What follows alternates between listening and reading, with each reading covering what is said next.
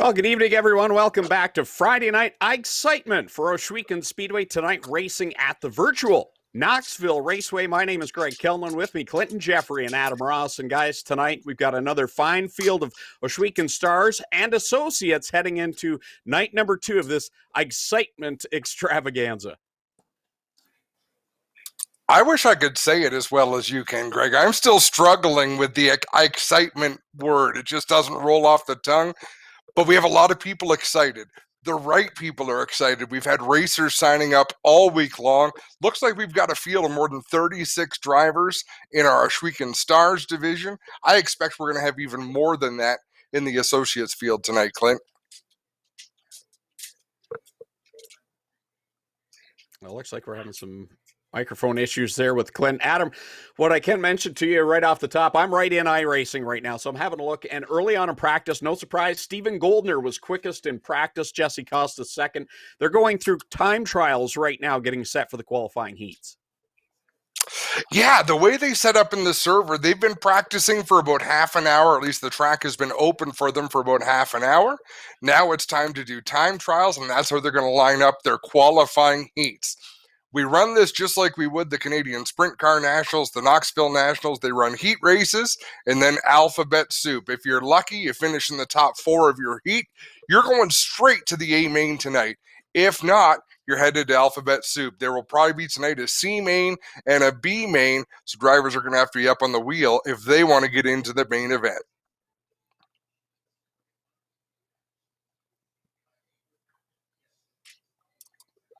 Well, looks like it's just you and I tonight, Adam. Might be. Clint, he looks good, though. I mean, that's a good-looking headset, a good-looking microphone. He's smiling. That's unnatural. When Clint smiles, I get nervous, Greg. And you can attest to this, because on race night, when Clint is happy, there's something amiss. When he's got a chip on his shoulder, you know things are going to run like clockwork. That chip's usually because of you. Well, yeah, you know, I'm part of the team. He knows sign language. That's also... That's not the finger he's normally holding up. Qualifying just about over. I think they're about 2 minutes away from completing that. Stephen Goldner is quickest so far. Kevin Lovey's second quick. Ryan Beagle, Jesse Costa, and Alan Downey right now the top 5. DJ Christie, Nick Sheridan, Darren Dryden, Jim Hoopin, and Dylan Westbrook up there in the top 10 as well. And I like some of these names we're seeing, Adam. It's really building the I-Xcitement for sure. It really is, and that's what we feed off of. Ohsweken always has a great vibe to it, Greg, and we all play a small part in that, and that's what we're building here on Friday night. So, folks, what we would like you to do, if you don't mind, go on the Ohsweken Facebook page, in the comments, post a picture of what you're doing tonight. People have made this a family night, Greg. So for example, I know Cameron Cokerich is going to drive tonight with the Ohsweken Racers, and I know the rest of the family last week was sitting back with bowls of popcorn watching all the action. So they've really embraced this Friday night program, and they're having a good time with it. So, folks, send us your pictures on Facebook. Please post those shots. We love seeing how you guys are all enjoying Friday night excitement.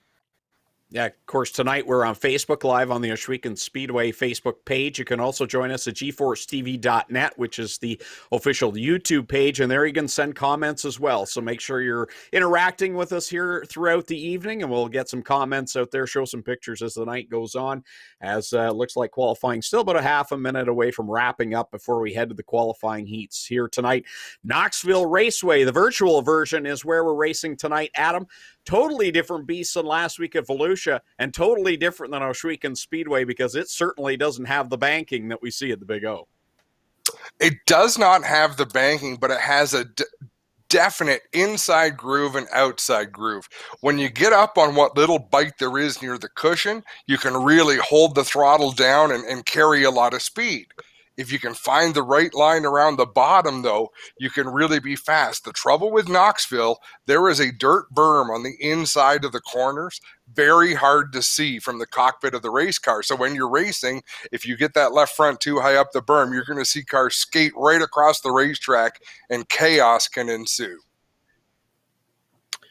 Got me now, guys? Hello. We got you. Hey, Clint. you thought you were getting away with one tonight. But no, I just want to thank everybody for watching. Of course, our great partners that are with us through this whole deal we've got going on. But how cool is this, guys, to have the explosion of iRacing locally take off? I know, Adam, you fielded a lot of calls, and I've been directing a lot of it to you. You've kind of been the in-house Oshweekend iRacing get up and go tech guy, and I called you frustrated a while ago trying to figure out my way. I'm actually on iRacing now. I got in there today and turned some laps, and it is a lot harder than it looks, as you guys were saying, but super proud of the crew of drivers that came out. So I'm not sure if you guys explained much of it. We made the call a week and a half ago to get everybody to come out and race, see who would want to play with us here on the broadcast on Fridays and bring a semblance of some regular Oshweekend action as close as we can. Anyways, we were inundated with the number of stars we had, who drivers who are actually on the track and drivers who are associated with us. So 2 groups tonight, Adam, and that continues to grow. Some of the names that have come to us weekly, Liam Martin, one of our young stars in the sprint cars, was one of the most recent guys to get on. We told you the story of Steve Lyons last week, and there continues to be more week in and week out. So super cool that it's exploded the way it has and that we can bring this type of action to you guys on Friday nights. It's a good way to get together and hang out on a Friday night, Clinton. And that's the big thing. Let's spend some time together, try to enjoy ourselves. These are strange times. My family, and I've said this on a couple of different shows that we do, our dishwasher has never run as much as it has. Our dogs are confused all to hell. Why are all these people in the house? They just won't leave. But that's where we're at. So at least on a Friday night, we can get away and hang out together and do some racing. And before we go too far, I've got to give a huge thank you to Roger Craig, Blake Nutley Butler, the entire team that they've put together to help run the iRacing servers. They do a great job with all the leagues that they run. They do a great job for us on Friday nights. They are keeping the show rolling in the background, and we appreciate them so much, Clinton, because it is a lot to do. Certainly is. We've got a few broadcast partners too. Of course, the Ovens boys, Brad and Steve, bringing us some of the racing image along with Spencer getting this done. So we appreciate it, Adam. But, it kind of feels like we shouldn't be at the races just yet. It's not quite our time at Oshweekend still for another month. It's still cold. It's snowing at my house right now outside. So I don't feel like we're missing anything right yet. And hopefully this fills a bit of the void. You know what felt good to me is it was snowing on the way home. I got into Cambridge and it started to rain. But I didn't have to worry about Friday night being canceled. So even though it's not race season yet, with some bad weather, we don't have to worry about things getting canceled tonight. The show is going to go on. We're just waiting for the server to pop up. There's a lot of communication going on in the background, but I think we're getting a little bit closer to showtime. Adam, so let's talk about iRacing because I'm new to it just in the past few hours. I went through the sign-up process. There's a lot of things you have to download. Once you get into the rhythm of it, it's pretty good. What I think we need to come up with is a hot list of tracks and cars that our crew of friends and, if you want to race in the leagues with us, here's the cars you should buy. Here's the tracks you should buy because there's an amazing assortment of both out there. And I think that's one thing I was inundated with. And I think, man, I got to get on this and figure out how we can get going. And I'll tell you a little secret. So I got my street stock that comes with the package.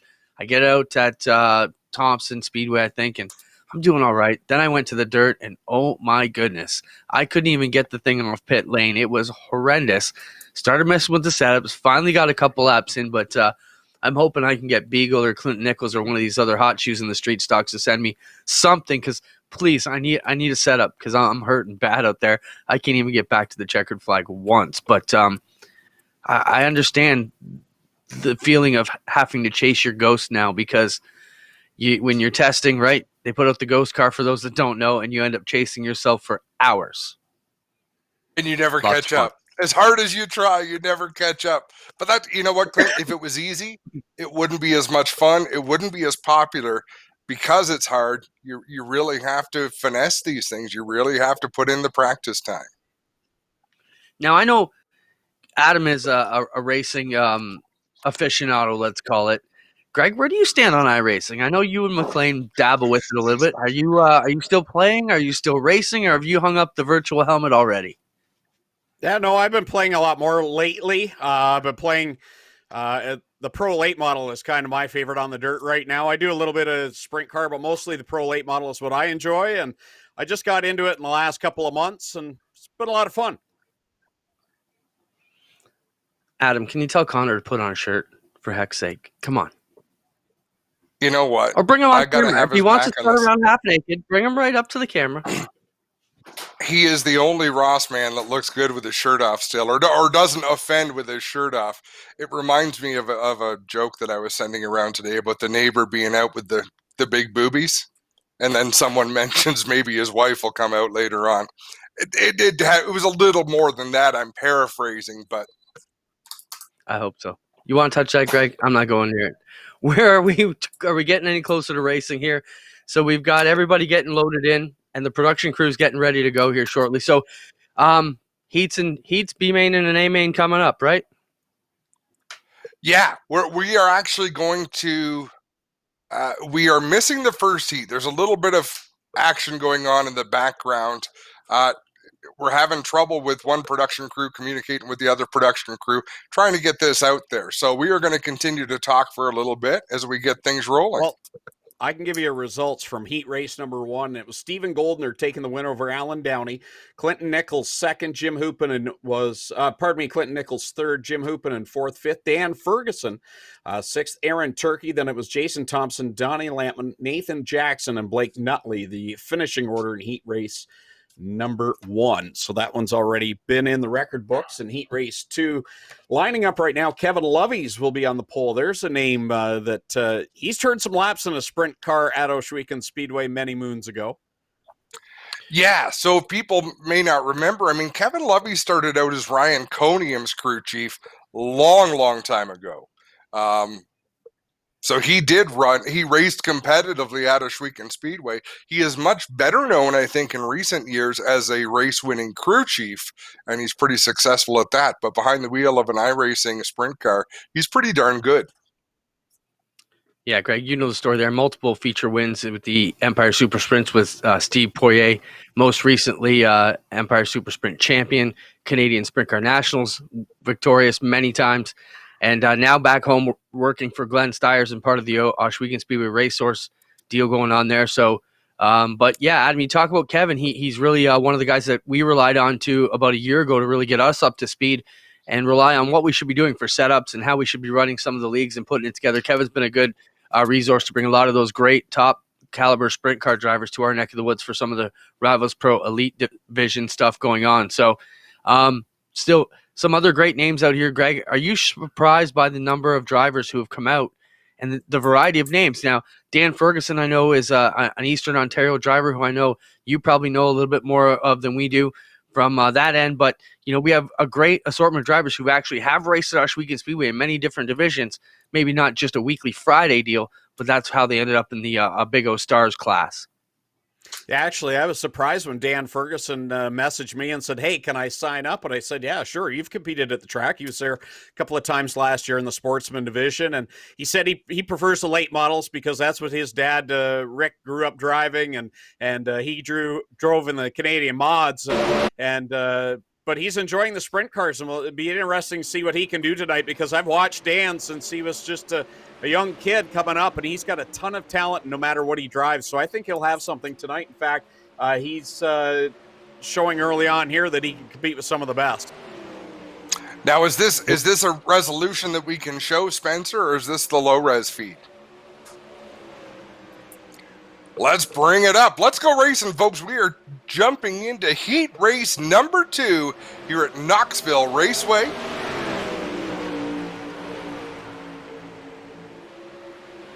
Aaron Rowitsky on the 5th place. Good for him. He was an absolute weapon when he came out. He had an old steering wheel, and it just was not working for him. He's looking better now. Dylan Westbrook trying to chase down Kevin Loveys for the top spot.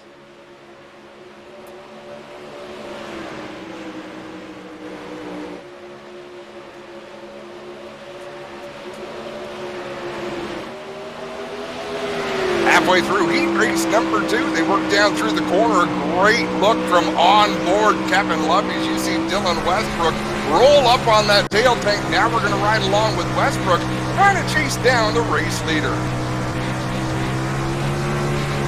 Not a view we get very often on Friday night. Looking down, tailpipe of the leader here, but it is Dylan Westbrook trying to hunt down Kevin Loveys and these guys. will do some battles from different angles this year. Lovey's behind the wrenches and Westbrook behind the wheels. They'll battle for many race wins, most likely this year. Look at Westbrook at him. We've got him to dust it off, and he's making a move here on Lovey's to the inside.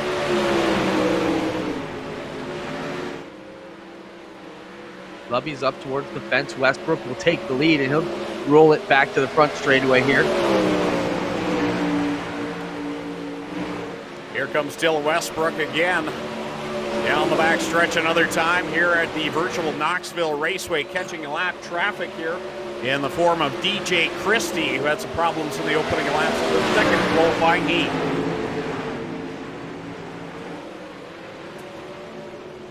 Oh, Westbrook gets it done here. And everybody will scatter as he lifts, coming after the checkers. Give us a rundown if you got it there, Greg.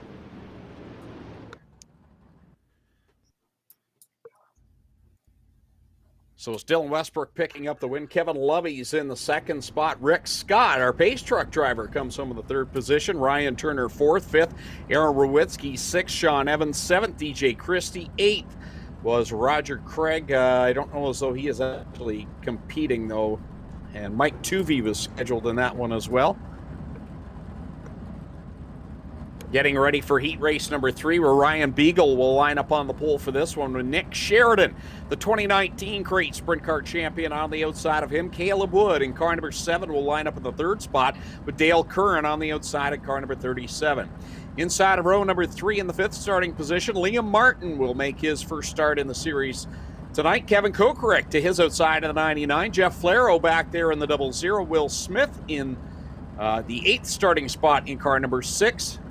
And guess what? I'm logged into the server. Apparently, I'm starting 9th.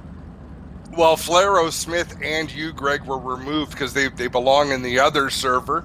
So they were removed. They still show up in the heat race lineup, but I don't think we'll see them in this race. Well, guys, I don't know if you've noticed, but our production crew have done some amazing work this week to improve the quality, and the stream looks fabulous, at least to what I'm seeing tonight here on our GeForce TV feed. Looking pretty awesome. And let's talk about Ryan Beagle, Adam. We know how good he is here on the dirt. Usually in the long-distance Thunderstock races, he comes to play. But he has been a force here on the iRacing platform.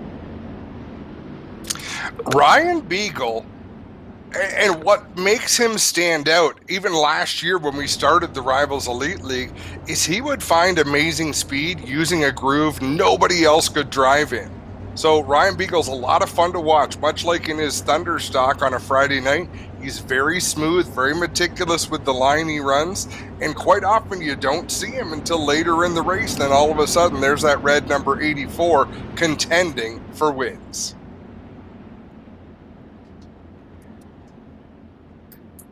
And Greg, let's talk about Nick Sheridan. Last year, 14 years old, comes in as a rookie and wins the Strickland's Crate Championship. No small feat, considering the sheer number of cars that he had to battle every week. Not only to win a feature, but just to get into the race each and every Friday night.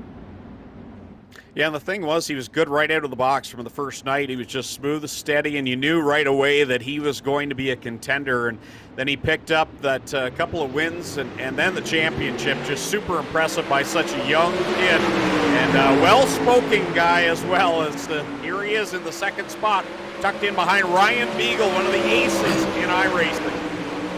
We can call these two bookends. Ryan Beagle is as calm and cool as they come. Nick Sheridan is wound up tight. He races in a relaxed fashion. Like, he races hard, but when he talks, it is 1,000 miles an hour. We went on board there for a second. If you got the plaid suit on, Greg, sorry to step on there, but check out the plaid suit he's got in the cockpit. It looks pretty awesome. And ahead of him now, Caleb Wood, another driver who's really come into his own the past couple years.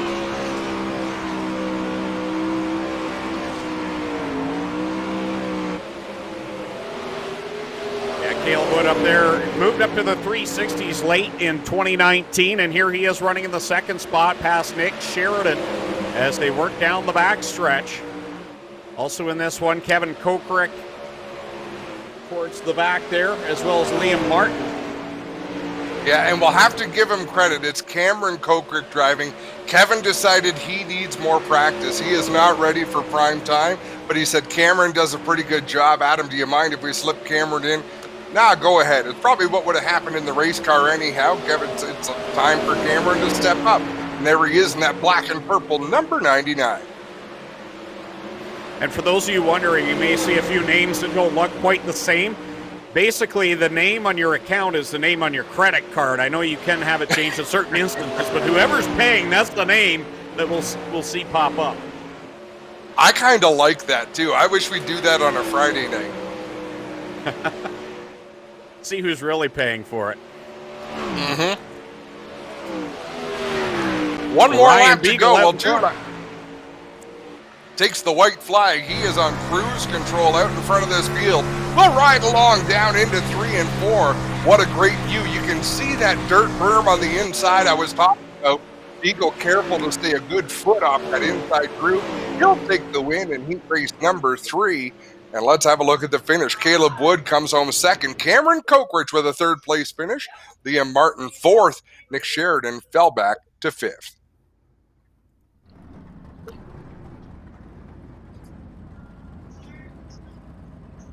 So this will bring us to Alphabet Soup. Greg, are you still in the iRacing server? Can you tell us, is this the C main?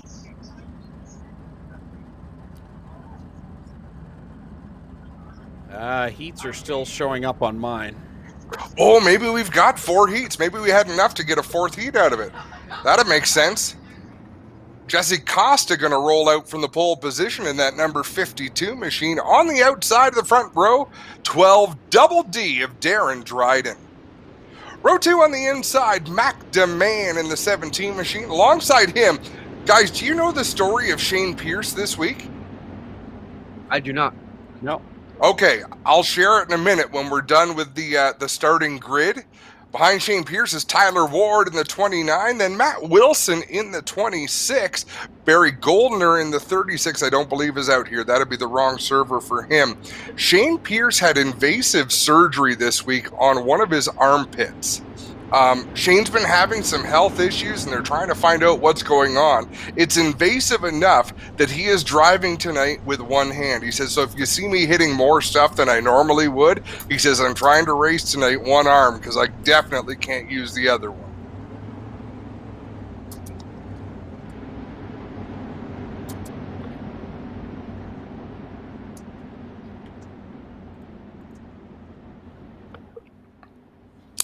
Field will get the green flag this time as the pace truck peels in. The Strickland's GMC pace truck peels in off of turn number 4, leaves the field with Jesse Costa and Darren Dryden. Costa directly up to the outside groove. Mac DeMann tried to get up there as well, but Darren Dryden holding strong, gets a good run, and he'll maintain that second spot. Here comes Cool Hand Luke, Shane Pierce down to the inside of Mac DeMann as they go down into corner number 1. Side by side for the third spot. Pierce, he is down there and gets into contact with Mac DeMann. DeMann with a nice save. Yeah, Mac DeMann's not going to lift. That's not his style. So DeMann still, I believe, in a transfer spot out there in that 4th position. Riding along Darren Dryden and in behind the race leader right now as they go down into corners 3 and 4. Jesse Costa out in front in that number 52. Had a few ups and downs last week. I guess probably his best run last week was in the street stock. Oh, I got more comments on the street stock race than anything else this week, guys. I don't know about you. The line that Jesse Costa... Jesse Costa's running a sprint car line. Darren Dryden is using a line that would have worked really well last week at Volusia Speedway. A lot of people call it the slider line when you drive into the corner on the inside and let the car drift up to the outside. By contrast, here's Jesse Costa staying up where there's a little bit more bite in the clay. I see Dryden trying to mimic that line now. He's not, okay, here he goes to the bottom. Let's see if he can keep it on the bottom. There you go. That's a fast line around Knoxville. I don't see too many people make up a lot of ground by going in the corner on the inside and sliding up. There's just no banking to help the car. Darren Dryden still riding there in that second spot, and one of those drivers who Does double duty, races on the asphalt with the Can-Am TQ Midgets, but also races on the dirt. And he's been another one of those drivers that's transferred over very well. He's running tightly tucked in behind here with Jesse Costa as they come down the checkered flag this time by. Costa going to take the win. Darren Dryden going to hang on for second. Tyler Ward third. Mac DeMann fourth. Those are all the transfer spots as things get hairy on the cool down lap. And that should do it for qualifying heats here on Friday night. I-Xcitement. I just can't say it. You're getting better. A little bit. Took me 10 years to be able to say Trois Rivières. Still don't do it very well. Well, while we wait for the next race to grid, guys, here's a little promotion we'll do. If anybody goes on and you share this, you will be entered into our bucket, which we will draw. We can do it Tuesday or maybe next Friday. We'll draw. We'll give away a pair of pit passes for the entire 2020 season, however that it shakes out, or something equivalent. We'll make sure it's worth it. But check that out. You can get in free 2 passes to the pits for the entire year if you go and share one of our postings tonight. Can either be the Facebook posting or the GeForce TV post, and we will put you in the draw for. In fact, let's make it the GeForce TV. If you share the GeForce TV link, we'll put you in for a draw for a pair of seasons passes for the pits. Here we go, guys. Getting ready to go. This will be our C main tonight. 10 laps. The top 4 cars will transfer. Greg, take it away. I think we're only going to see one car out there, though. That's the issue because of all those extra drivers that were in the wrong server, and it's Donnie Lampman. So Donnie Lampman, and he'd made a mention he wasn't able to get his wheel connected properly. It wasn't working, and that was why he missed the call in his qualifying heat. So he is there right now for this C main, which is 10 laps. So the way things go with iRacing, he's got to run these 10 laps to transfer into the B main. It's a 10-lap practice session, basically. And guys, I got to tell you, I don't think I approve of this paint scheme. Lampman's drive orange race cars. End of the sentence. Period.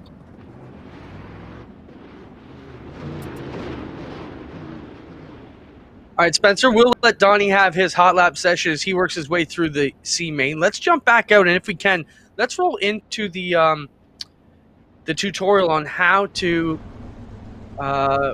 get on board with GeForce Subscribe and get your notifications. If you have that, run that quickly here, and we'll take a look at that and let everybody know how they can get on board. While he's queuing that up, Greg, let's talk about what GeForce TV is. It's going to be an exciting new way for everybody to get a lot of programming here on the network. I'm sure they've seen the commercials coming along, and we've had programming on almost every single day lately, and that's even before the season gets ramped up. It's going to be a good deal. Are you just going to shut that off there? Is that coming to you? I didn't know if that was from you or Spencer feeding that to us. Yeah, we're hearing that. All right, there we go. Yeah, so back to GeForceTV.net. So what you can do with all the content moving to GeForce TV, what we need you to do as the viewer is go to GeForceTV.net in your browser, click on that, and that will take you to the official YouTube page. And from there, down to the bottom right-hand corner below the main video screen, you'll see the subscribe button. If you click on that and then hit the little bell next to that, you'll get notifications anytime there's new content. Like you mentioned, Clint, there's been some new content up almost every day recently. Thinking back to even when we replayed the big block race from back in 2015 from Merrittville Speedway. So if you click on that little ringer next to the subscribe button, you'll get a notification. It'll say, okay, coming up is the Super Dirt Car Series replay from 2015 at Merrittville Speedway. You click on that when it shows up on your phone, and bang, it's right there playing on your phone or whatever device you have. And also, while you're watching on GeForceTV.net on the YouTube channel, make sure you give a thumbs up, comment in the comment section, because all that activity relates, as well as the viewership relates to how popular the video is and how it gets populated within the YouTube platform. So the more that you are involved as a viewer, the more that this channel will show up and spread like wildfire, like we want it to do. Great point. Adam, let's talk about some of the other action we're going to see. So we've just saw a lot of the drivers make their way through the qualifying heats. We'll get into a B main coming up. We'll transfer a few drivers from that over to the A. Then what's on the docket for the rest of the program, and maybe let us know how the servers are all going to work out here tonight after the A main for this Big O Stars division, because we do have some more of the racing going on. And last week, it was some of the most entertaining stuff we had. Yeah, so we're going to run the same program. So we've got our stars that we're about to see run a B main. And guys, I've been smiling a lot because I'm getting messages about other drivers in the server giving Donnie Lampman all sorts of grief, because you can talk over the radio in the iRacing server and what's called Discord, a place where drivers, it's software where the drivers can talk to each other.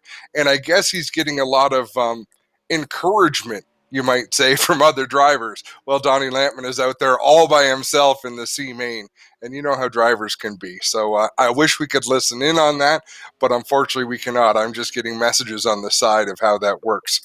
So the next race we're going to see is the B main for our Schweikens Stars. There are nearly 40 drivers about to start qualifying in our Associates division for that program. So after we watch the A main for our Schweikens Stars, we're going to switch over to the Associates division and watch their race. And those people are friends of our various leagues, Clinton. They are crew members of Schweikens Speedway. They are asphalt racers from around Ontario. There are a lot of people who have signed up and shown interest to race with us in the Associates. The top 6 from that race will join the top 18 from the Schweikens Stars race, and they will have a showdown. And folks, what we've done to shorten the program up just a little bit, when we have that race later tonight, there will be no cautions. So it's basically going to be an enduro-style format in sprint cars, which should be pretty entertaining.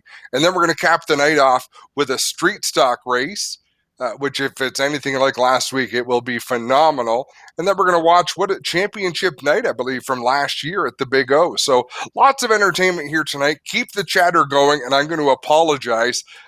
We're trying to keep up with the chat in Facebook and in YouTube at the same time as announcing races, and I'm going to tell you, it's not easy. Greg, take it away. The B main's on ready. the line. I've got the line up here. Dan Ferguson's going to draw the pole for this one with Aaron Rowitsky to the outside. Going third, the 45 of Nick Sheridan. To his outside, the 88 of Shane Pierce. Back in the 5th starting spot will be Aaron Turkey. 6th is Sean Evans in the 87. And you've got Dale Curran and Matt Wilson back there in the next row. Jason Thompson and DJ Christie back there 9th and 10th.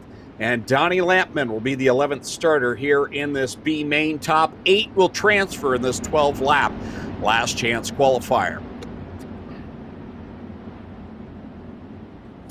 Good information. 12 laps, 8 transfer. 8 cars or 9 cars? I almost feel bad now. We might have to send one driver home from this B main. I've got 11 in the lineup and top 8 to transfer. And I think 3 of them did not make the call. Don't tell the drivers that. It's more fun if they're not sure if they're going to qualify and they'll race their butts off. But every position matters. If you can make up a spot here, that's one spot further ahead. You'll start in tonight's A main. And we can be confident. We're going to have a 24-car starting grid for tonight's A main. It should be a blast. Ready to go with the green flag here for this B main. Dan Ferguson, the Bloomfield Bullet, will bring him down to the green flag with Shane Pierce on the outside. A pair of modified drivers aboard the sprint cars here tonight. Down through 1 and 2, Shane Pierce gets a good run off of turn 2. We got one up on its side coming off of the second turn. That might have been Aaron Turkey, but I'm not sure. Shane Pierce going to lead lap number 1. Heading down the back stretch another time with Dan Ferguson trying to hold off Sean Evans, who catches the wall down towards Nick Sheridan. Sheridan got all sorts of squirrely down the back stretch. How about Donnie Lampman coming from the C main? No one's laughing now. He's up to 3rd. Oh, crash. I'm not laughing. I still wish he had an orange car, though. Sean Evans trying to get that car back on its wheels. Old iRacing trick. It's not going to work, though. So you'll see as the night goes on, the track's going to widen out. That grip at the top of the racetrack's going to keep moving higher and higher and higher, and then drivers are going to have to decide whether they want to take that long road or if they want to go down and venture into the Ryan Beagle groove, which is somewhere down in the slick. That outside line at Knoxville, Adam, I don't know how many laps you have there, but I know in driving the late model myself, that wall comes up really close later in the night, and you really got to play with it, trying not to catch that right rear up against that fence, because it will extend. You'll already see there Aaron Turkey up there hitting the wall. And the ultra elite drivers, the Alex Bergeron's world champion racer, they can put that right rear right up against the wall without touching it and make it look easy. I promise you it is not. No, it is not at all. This simulator is just that. It simulates all conditions. We talked about it last week. As the track slickens off, you can see the different areas that you basically don't want to go in that are just like ice, and we're starting to see some of those lanes right now on the track by feature time halfway through. It's going to be, like you said, pick and choose where you think you can find some speed. There's an option with iRacing. You can let people choose their own setups and build their own setups. We found it would be more fair if we kept with a fixed setup. The only adjustment these drivers can make is the angle of their wing. So how far forward it is, you can move it forward and backward to try to get more grip, as we've got a great battle there between Donnie Lampman and Aaron Turkey. Aaron Turkey slides by, gets by him, and now here comes Donnie Lampman back down to the low side, down in corner number 1. He'll slide up in front of Aaron Turkey in that Ohsweken Speedway number 68 car. I love that long, slow slide job. Aaron Turkey doing the same thing, down on the bottom, let the car drift up in front of the other driver. He even left the outside open. Or is he defending going into turn 1 to prevent Donnie Lampman from doing what he was going to do? And he does. Aaron Turkey does a great job of holding off Lampman. We are about to see the white flag in this B main. Shane Pierce out in front over Dan Ferguson. Donnie Lampman smacks the wall on the front stretch. Holds down that 4th spot, though. Nick Sheridan tries to reel him in.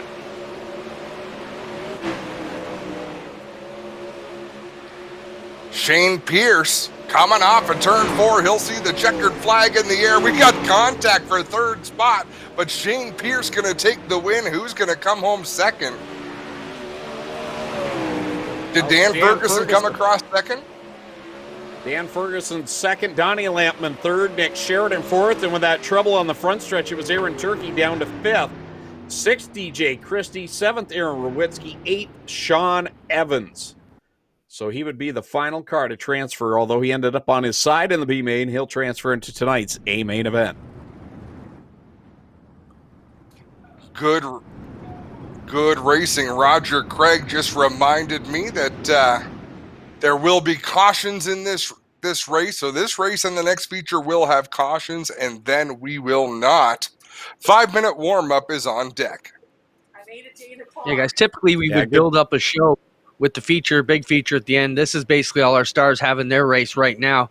That's just because the way we have to deal with the server issues going on. Not really issues, just the way we have to manage it when we try and get different groups all racing at once. But I just got a message from Steve Shaw, longtime competitor down at South Buxton, and one of the older guys, and I don't mean that insulting to Steve, but one of those you think would get into computer racing. Just send me a message, guys, and says, I'm going to have to try this iRacing deal out. So it's cool when guys like that are looking in on what we're doing here tonight live and saying, hey, we got to make something like that happen.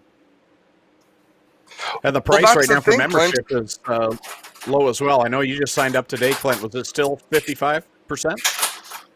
Yeah, I mean, I got in. There's amazing deals on now for monthly, yearly, and I think the 2-year deal is even still really cheap. And even the Logitech wheel and pedals that I use, you can buy them now for less than half the price than I paid for them a year and a half ago. Yeah, the price has come down on that big time. I remember when I bought I think it's a G27 wheel. It was not a cheap, I think it was close to $500. Now, that was quite a few years ago. But now you definitely don't have to spend that kind of money to be racing. Just got word from Roger Craig, and I also got a message from Connor Ross because he's in the next room. Ross won heat number 1 in the associates. Ian Blanchard was 2nd. Jeffrey Barker was 3rd. So Ross, of course, is my son. Ian Blanchard, a racer from down in the Niagara Peninsula, and Jeffrey Barker, who is a crew member for Chris Steele when he goes to the U.S. to race. And those are all names we saw last week that were both running well in the associates race, but also fared quite well in the Pro-Am that we had last week. I know Jeff Barker was up there. Ian Blanchard had a good week last week, and I expect we'll see them when we get competing in the street stocks as well later on. As you mentioned on that, a lot of people really like the street stock race. I did too, and I'm looking forward to that maybe more than any of these races because they do put on a good show. And just watching how they had to steer it, I was captivated watching Ryan Beagle steer his car, and you noted how early he was turning into the corners, and just watching him, I was trying to pick up on some of that in my own racing this week. There's a real finesse to it. You turn the wheel at the start-finish line, and 200 feet later, the car starts to turn. Yeah, those street stocks are a real handful. Live from Knoxville tonight, folks, if you're just joining us. Here's our Friday night excitement. I-Xcitement, we've been calling it. A bit of virtual action here, so hopefully you're enjoying that. We're getting some great messages. If you're enjoying it, as Greg mentioned, give us a thumbs up. Let us know you're appreciating it. Give it a share. Let everyone know we're going to be here for the next few Fridays anyways. Of course, if you're looking for a regular replay of our live stream, that's coming up post our virtual hour here, or hour and a bit. Yeah, tonight will be the replay of the championship nights from September the 6th last year, so a good chance to recap that. Adam? As I recall, it was some good racing that night. And if you do enjoy the iRacing and the broadcast, Clinton, did you have a look at the flyer I shared with you? We've got a big announcement coming out in the next week. So not only are we running some dirt races, we are going to venture into the asphalt in a big, big way in the coming month. Yeah, some good. When we're going to announce that, probably next Tuesday, I think we'll get out with that. But by this time next week, we'll have all the information for you. It's going to be announced tonight. We can announce it tonight. Registration will open next Tuesday. We'll announce it a little later on in the program. We got some downtime. Still in the warm-up. Spencer, bring that warm-up up to full screen from Knoxville as we see someone getting up on top of the wall down in the speed shot, which I believe is here on the front straightaway. Only be a few moments left in this warm-up session, and we will grid for the A main. 24 cars set to start in the 30-lap A main event. Yellow flags will be on, but the nice thing is we've gone through quite a process. As you get more racers, guys, you get a better caliber of talent into the A main. So the people that were struggling to keep control, they often fall out of the program. They can't make it. So by the time you get to the A, you've got the best 24, and we've seen races go. Did we have any caution-free races in our elite league this year, Clinton? I know we had races that only had one yellow. Not sure if we ever went green to checker, but I think we. But it's great racing.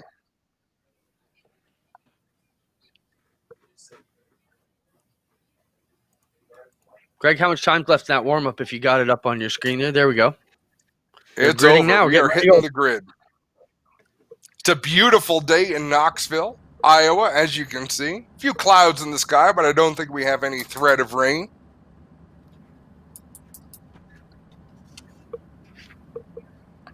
And I can't help but be impressed by that starting lineup as it streaks across the top of the screen, all the way back to Sean Evans starting in the 24th spot. This is impressive. Stephen Goldner going to start from the pole in the number 30. Dylan Westbrook on the outside of row number 1. There's the lineup. Greg Callan, can you take us through? Yeah, Stephen Goldner, Dylan Westbrook on row number 1. Back in row 2, Ryan Beagle and Jesse Costa. Row number 3 is going to be Alan Downey and Kevin Loveys. Row 4, Caleb Wood and Darren Dryden. Row 5, Clinton Nichols and Rick Scott. Row number 6, Cameron Kokrick and Tyler Ward. Row number 7 is where we'll find Jim Hoopinen and Ryan Turner. Row 8, Liam Martin.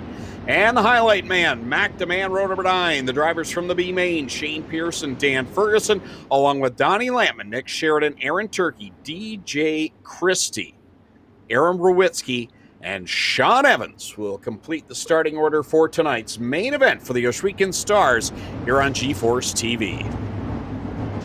Interesting little factoid, folks, and I can't tell you specifically, but I don't think there's even 4 drivers in this field without a feature win at Oshweekend Speedway. Stephen Goldner, I don't know that he ever won a race at Ushweekend. Alan Downey, did he win an A-main? No. Kevin Lovey's. Otherwise, everybody else in this field. Okay, there's a couple, but a lot of winners represented. There are a lot of good racers who have come out to compete with us on Friday night. I-Xcitement. Steve Goldner won 1 week ago. Here he goes again, trying from the pole. And how about Dylan Westbrook? He doesn't have much experience in iRacing at all coming into all of this, and he's proven right off the get-go that he can get it done in anything. And here he is on that outside line, outside of Ryan Beagle, as they all fan out down the backstretch. Crash early on in quarter 2. Big wreck coming off of turn 2, waiting to see the yellow flag. If the car flips all the way off the track, and I think that's Hoopanen, we do go yellow as Hoopanen throws that sprint car into reverse. Look at how quick we can clean up accidents if these sprint cars had reverse. Jim Hoopanen, we're going to have another look. Brad Ovens queuing up a replay. It happened coming out of turn number 2, so watch for the orange and white car towards the outside. There he is. So he's on the inside of the racetrack through 1 and 2. Heads up, clips Cameron Cokeridge. Cokeridge parked it into the outside wall. And Cameron keeping his foot on the loud pedal. Gate there. So he's stuck in the fence there, and not sure if he's going to be able to pull that one out. They'll take it back to the pits, Adam. Will that be the end of Kokerick and Hoopanen, or will they be getting a fast repair to get back out there? You see Hoopanen get his car repaired. He'll be headed back to the surface here shortly. Kokerick will wait and see what happens with him. The trouble with Cokeridge, the way he stuck into the wall, he couldn't drive it away, so you have to hit the escape button, and the virtual tow truck picks you up, and the virtual tow truck is slow as hell. So about 3 minutes later, it will let Cameron Cokeridge release from pit road, but you lose those laps. Hoopanen, by virtue of keeping his car running, drive it to pit road, it gets fixed instantly, and he can roll off.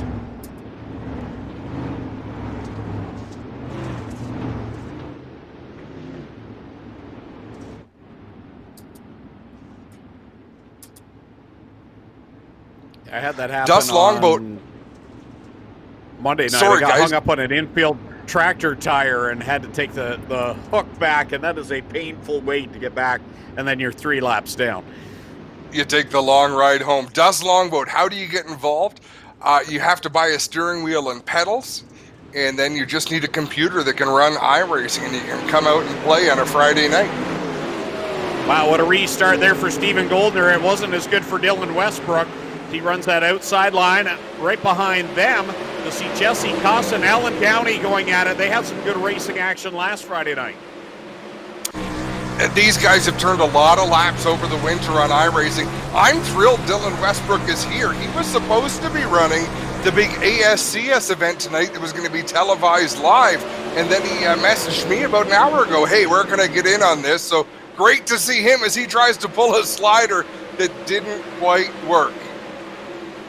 Gets into Jesse Costa, and he's on his side. Oh, he gets saved. That just saved Jesse Costa, knocking him back on his wheels. He's still going to lose all that track position, but he's at least not going to have to take a tow in. If Doug Leonard, the race director, was here tonight, I have a feeling Westbrook could be going tail. But by iRacing rules, as long as Westbrook kept going, he doesn't lose any spots. DJ Christie came to the rescue there and hit Jesse Costa, got him back around. We'll see if he decides to use the quick repair or stay on track. The damage isn't that heavy. It looks like primarily nose damage on the 52. Give us a ride on board, Brad, if you're able. Wow, as I say that, Brad gets us on board. Yeah, normally you'll see the wing crumpled up. DJ Christie running slow down on the bottom, so as though he is going to pull into the pits, but he stays on the track. Oh, okay, so he's just making his way to the tail of the field. Off the contact with Jesse Costa, his car actually shot down into the pits, and I think he decided just to go down there and get the quick repair. So DJ Christie back out and ready to go. And there, was that Jesse Costa? There he is. He's got that quick fix, and the front end's all cleaned up now. So they've used up that fast repair. I thought I saw Dylan Westbrook at the tail end of the field there, but maybe I was seeing things. Stephen Goldner's still out in front. Ryan Beagle holding down the second spot. I believe that's Kevin Lovey's up there in third. That is your top three as we run. With 9 laps complete, we should be seeing the green flag next time at a turn number 4.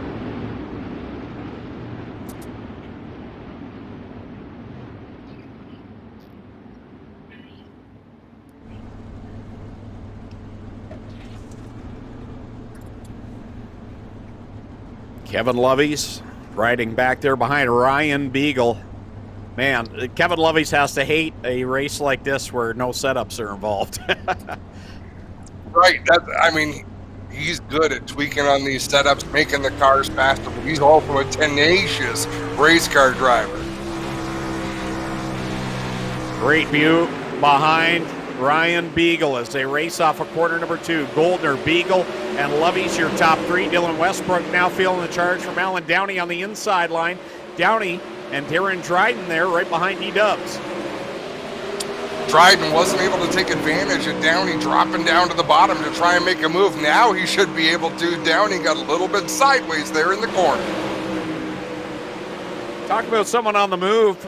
The only guy that was in the C main advanced through the B, and now he's in the 10th spot. Donnie Lampman has made some very big moves here in this A main tonight. And while he's had a lot of track time here tonight, he's doing a great job out there in that 28.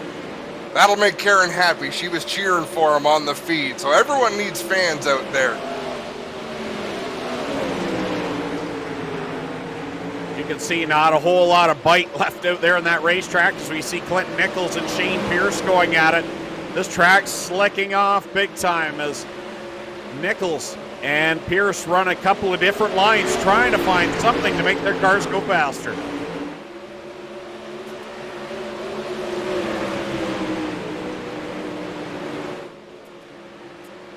Kevin Lovey's in that number 31 machine. He's one who's good with flirting with that outside wall. He will run as close to the outside as anybody, but Stephen Goldner as well. And look at that, Ryan Beagle right around the bottom, slow and steady, but he is keeping pace with our race leaders. Right now, a 4-car race up front. Stephen Goldner holding on. Kevin Lovey's wound up on the top side. Now he dives down low in front of Ryan Beagle. Goes for the lead in corner number 2. And somehow Goldner keeps it out there and keeps the lead going down the backstretch. Goldner is racing with a lot of confidence here this offseason. He has invested in some equipment.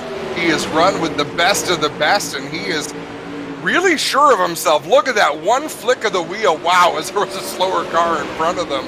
But one flick of the wheel as Lovey's completed that slider. It took Goldner right where he needed to go. Now they're going to try to cross over once again on turn number 4.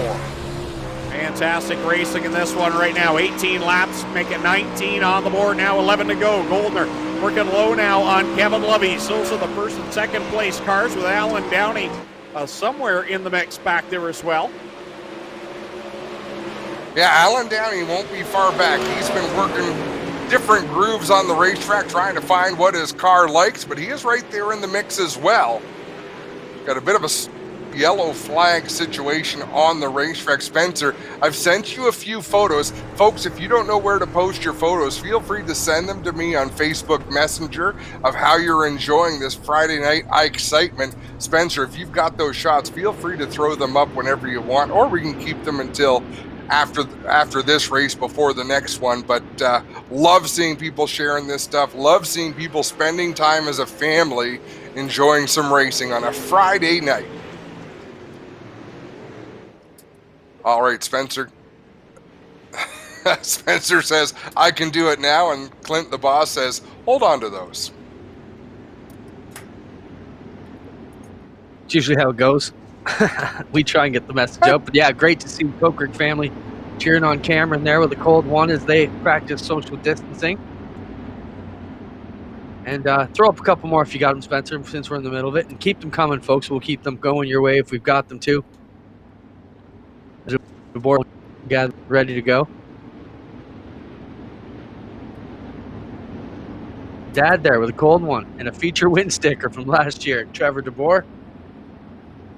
who won our first TV race against one of his good buddies, Dave Bailey. And what a show that was in our first televised live event on MAV TV Canada last year with All North Racing.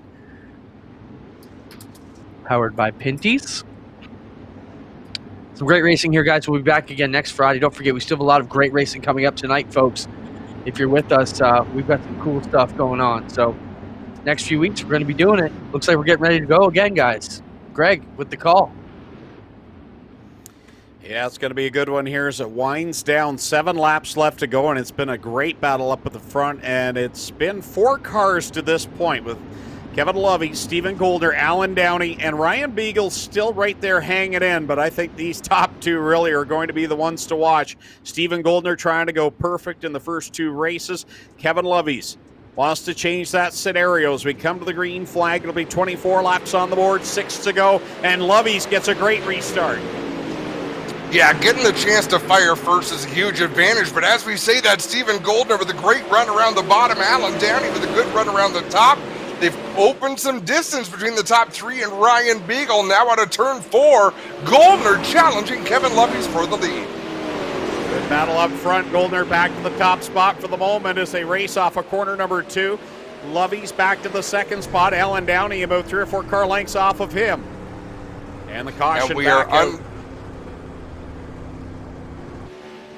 And folks, to give you some perspective, the track slicks off so fast. And Clint, I want you to chime in on this. So it looks like McDeman might have been involved. You got a taste this afternoon of how hard it is to control a race car in this simulation. It looks like we're watching cartoon racing, but I promise you, from the driver's seat, the challenge is enormous, especially when you're not going as fast as the person in front of you and you feel like you should be able to, so you try harder and it makes you slower. Yeah, I found, after I was having trouble getting around in my first few laps, I went back to what you always hear, slow is fast, and you were able to build with momentum, but I think rhythm has a lot to do with it too. If you don't hit your marks, it takes you a lap or 2 to build that back up to the point where you can start being fast on those marks again. And I think, it takes massive concentration, and you need to hit your marks every time or you're going to waste a few laps trying to get it back together. Adam, you made a point last week. I just want to touch on one thing that you made a point on last week. You mentioned Stephen Goldner has the Oculus, the 3D, the headset where you can actually see full 360 around. To me, I think that would be a huge advantage. I run off of one screen. I'm sure most drivers do, but not having the ability to see to your right or your left, that peripheral vision, I find the most difficult part. I'm working at trying to get 3 monitors set up to help that, because it really, you lose that sense of where's the guy beside me? How far can I throw it into the corner without screwing up their night? Right, and that's so true. And I'm thinking about the same thing. I want to go with 3 monitors on our setup because I'm worried that the Oculus will make me sick. I don't do well. Yeah. I love roller coasters. I can't stand thrill rides where the screen moves on you. And I'm worried that I won't be able to stand that Oculus. But I think 3 monitors would give me exactly what I need. I believe we're coming to the restart. It is going to be a green, white, checkered. Stephen Goldner leads the way, gets a great run out of turn 4. Yeah, he really pulled away, but just like we saw in the last restart, it didn't mean a whole lot. Here comes Kevin Lovey's. He's still in the thick of it with Alan Downey and Ryan Beagle. Lovey's goes directly to the bottom of the racetrack, shadowing Stephen Goldner as they approach the white flag. Goldner gets that good run off the corner. Here comes Lovey sailing it into turn 1. Trying to get the run off the high side as they work down the backstretch the final time. Into corner number 3, Stephen Goldner looking to make it 2 for 2. Will he be able to do it? Checkers will come out and Stephen Goldner will pick up the win again. Kevin Lovey's going to hang on for second. Alan Downey rounds out the top 3. A fantastic A main. But Stephen Goldner once again with the victory. And what a nice guy. Ryan Beagle crosses the line in 4th. Dylan Westbrook 5th. Darren Dryden 6th. 7th, Rick Scott. How about 8th place, Donnie Lampman from the C main. Nick Sheridan 9th. Dan Ferguson completes the top 10. Rick Scott, the pace truck driver with a solid top 10 finish. He's turned a lot of laps this winter. And I'm really glad for Rick. We get a chance to talk a fair bit, and through this COVID-19, of course, he is one of the managers at Strickland's GMC, and car dealerships are some of the businesses that have been hit very hard. I know he was really looking forward to coming out here and race on Friday nights and release some of the tension that's going on. So I'm happy he had a good run. We're thrilled for the support that Strickland's GMC gives us. And some of the racing family from Ohsweken Speedway is employed at Strickland's GMC. So we want to wish them all the best and thank Rick for coming out and thank Strickland's for their continued support.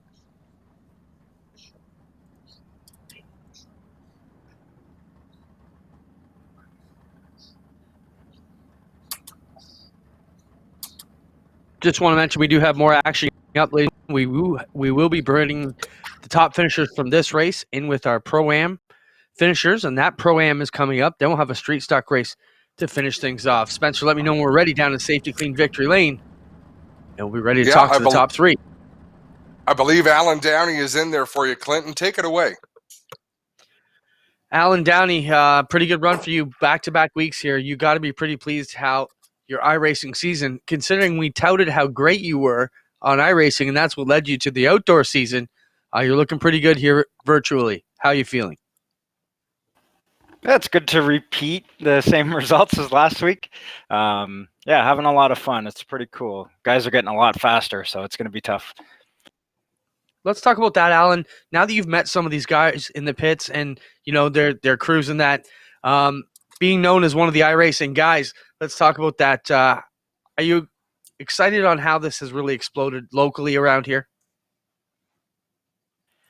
Yeah, I mean, any way that you can get racing, people into racing, people from different backgrounds into racing, I think is a great thing. And I think this is what it's doing. What Ohsweken is doing with the live coverage, it can only help real racers and real racing and real tracks. So I'm pretty excited how everything's going. I know that my sponsors are watching, so I just want a big shout out to Velocity Mechanical, ILA Sports, Inline Electric, DNR Automotive. Also, my family is watching, my in-laws, my niece and nephew, Lucy and Charlie. So I just want to say hi to them. Good job. Good luck for the rest of the night. We'll jump into second place, Kevin Loveys. Kevin, solid run for you here tonight. You had a pretty good high-speed chess match going there with Goldner. He got you on the last move. That last restart seemed to have helped him out a little bit. Talk about the drive here tonight, Kevin, and the different lines you have to use here at Knoxville. Oh, when it gets slick, you got to be able to drive across the track to try to stay in the grip. So it gets pretty racy. That caution kind of killed me there. I didn't like that. Kevin, you're one of the outstanding guys in the pro leagues. How is this fixed setup where you're being dictated how you have to run the car? How's that working out for you? I'm not a big fan. I really don't like the way it feels. I'd rather have my own setup in, but it's fun. It's fun for everybody. Fair enough. We got to make an even playing field for some of these guys. Solid run here tonight. Good luck for the rest of the evening. Thanks, we'll move on to Stephen Goldner. Stephen, solid run for you. Back-to-back feature wins here in virtual Ohsweken. Friday night I-Xcitement. You got to be pretty pleased with how this virtual season has gotten underway for you.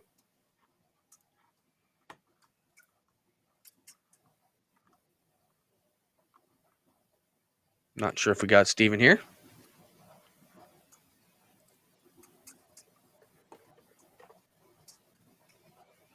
We should. Let me. I thought we had him in here. All right, so we'll move on from Stephen Goldner, who has picked up his second win in 2 weeks. Oh, we got him now. Stephen, congratulations on another great run here tonight. Pretty solid start to your virtual year. Yeah, thanks. It was good battling with Kevin there for a couple laps, but I got beat a couple times by Downey this week in practice sessions on the bottom, so figured I'd put some laps in and see if I could make it work in the future tonight. Yeah, let's talk about that at the three-quarter mark. You were kind of willing to swap slide jobs with Lovey's top and bottom, but after that last restart, you pretty much just hugged that rail and make him go around the top, and it paid off. A solid drive at the end there. Yeah, thanks. It's good racing with those guys. They race you really clean, so that's a lot of fun. All right, Stephen Goldner, good luck the rest of the evening here tonight. Thanks. All right, so we have it from Safety Clean Victory Lane. Our top three, Alan Downey, Kevin Lovey's, your winner here tonight in the I-Xcitement Big O Stars event, Stephen Goldner. Back to you guys, Greg and Adam. We'll get ready to go with another round of racing as we switch servers and get a bunch of things going on. Spencer, if you can, and we got the moment, maybe play the G-Force commercial quickly, and we'll be right back with a bunch of more action here from Friday Night Excitement live on GeForceTV.net and Facebook.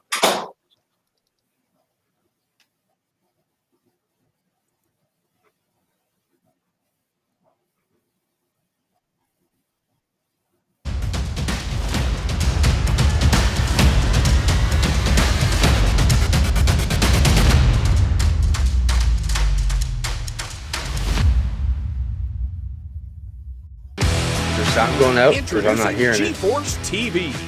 GeForceTV.net is your new source for action overload. Featuring free live programming year-round and countless hours of on-demand video, GeForce TV will be your first stop whenever you want to see the latest and hottest racing action. See live Friday Night Excitement weekly from Washougal Speedway and watch the stars of tomorrow make a name for themselves during Thursday night's live microsprint racing. GeForce TV is also the new home for Rivals Race Chat.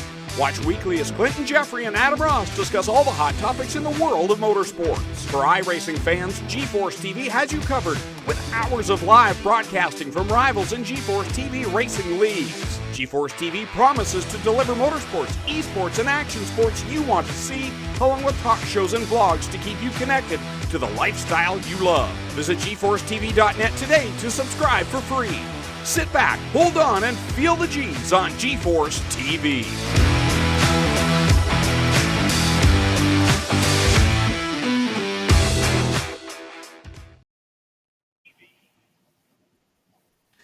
Back ready for more Friday Night I-Xcitement as the Washougal Stars have completed their feature event, and some of those drivers will be back a little bit later on for the Pro-Am Challenge brought to you by Pinty's Delicious Foods. Adam, we're going to see them combined with some of the top drivers from this next race. The Washougal Associates go head-to-head. But up next will be that A main for the Washougal Associates. That server had already started, so I couldn't log in. I won't have any information from that, so I'll let you keep us up to date on that end. Perfect. We'll do what we can. Brad's going to get us the feed for it. He will let us know when it's ready. The officials on that side are just waiting for the cue to be ready to roll with it. So we're trying to get this down like clockwork. And we're going to get it, that's for sure. Clinton, let's take a quick minute before we get into the associates. Let's talk a little bit about the announcement we are going to make. You and I have been in talks with one of Quebec's premier racing promoters, Jason Labrosse, part of the Labrosse family that owned St. Eustache Speedway up until they sold it just recently. The same Labrosse family that just signed a 10-year lease agreement to be involved with Circuit ICAR. And we are announcing a big asphalt racing series that's going to kick off Sunday, May 3rd, with registration opening next Tuesday, April 21st. But how much fun have you had talking with Jason and seeing the kind of energy that's coming out of Quebec right now?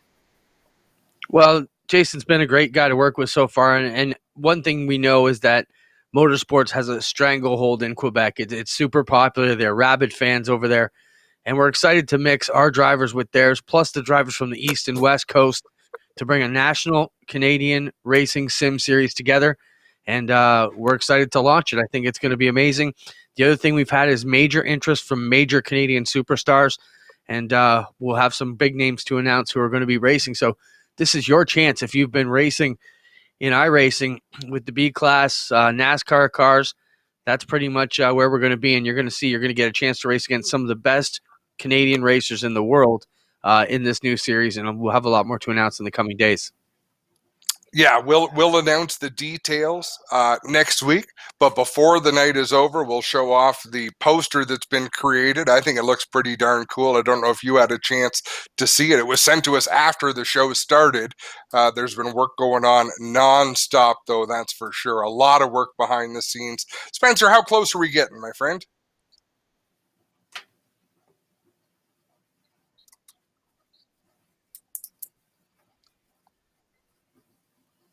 So we're within about 2 minutes before we get going. Adam and I, you and I have our weekly Rivals Race Chat talk show Tuesday. We'll have a lot more information on that. Make sure you come out and check that out. That happens at 9 o'clock every Tuesday. And then a good chance for us to talk about our Tuesday tune-up series, our Right Choice Auto Tuesday tune-up series that will be coming up.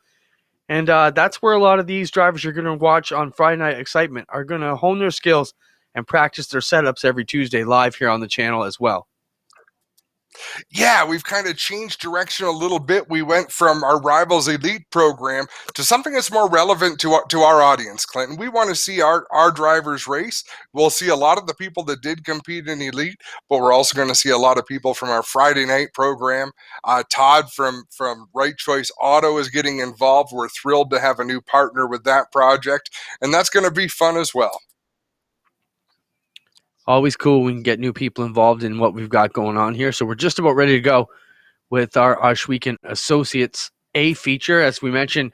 So Adam, let's talk quickly about that. People may wonder, well, how come you couldn't cancel the C main with Donnie Lamo when he was a single car, but you could advance to the A with the other one? Well, there's one session you can manipulate, and that is the practice session, which is mandatory between the B main and the A main in the iRacing dirt server. So what we've done is we can schedule an extended warm-up period. So they've basically just been tooling around waiting for the call from us to be ready. So as soon as we're ready with the broadcast switchover, and right now that seems to be the big hang-up here, is when we switch from one server for the broadcast ability. The racers, they're not holding up the program. They're ready to go over there. Yeah, they're chomping at the bit to get rolling. And so Roger Craig has not even allowed them to stay on the racetrack. After 5 minutes of warm-up, he said, everybody into the pits, be ready to go racing when we give you the word.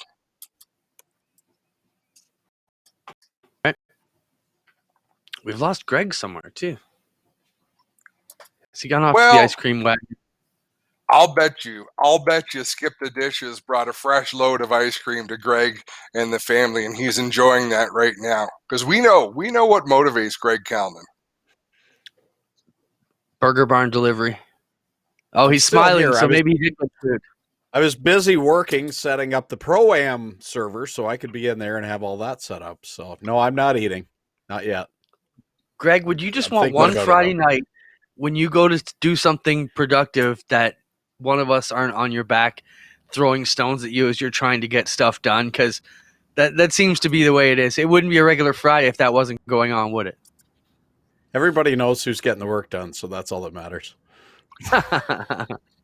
I came out of retirement partly because I really missed the racing at I-Xcitement and I wanted to do it again, and partly because every time I came to the track and I wanted to come a lot, Greg made fun of me for half the night, and I was sitting in the grandstands defenseless.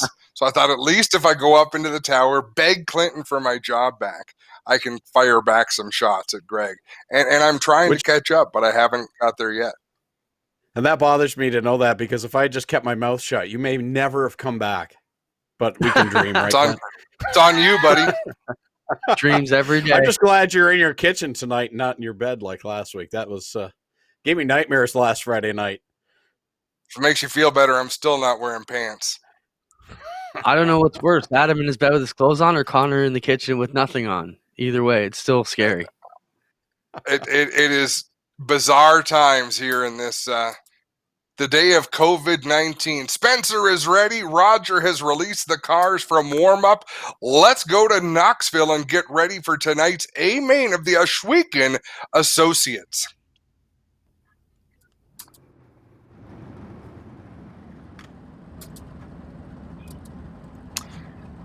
Here they are on the grid, and it looks like on the pole of the number 44 out of Cambridge, Connor Ross behind the wheel of the 44 machine.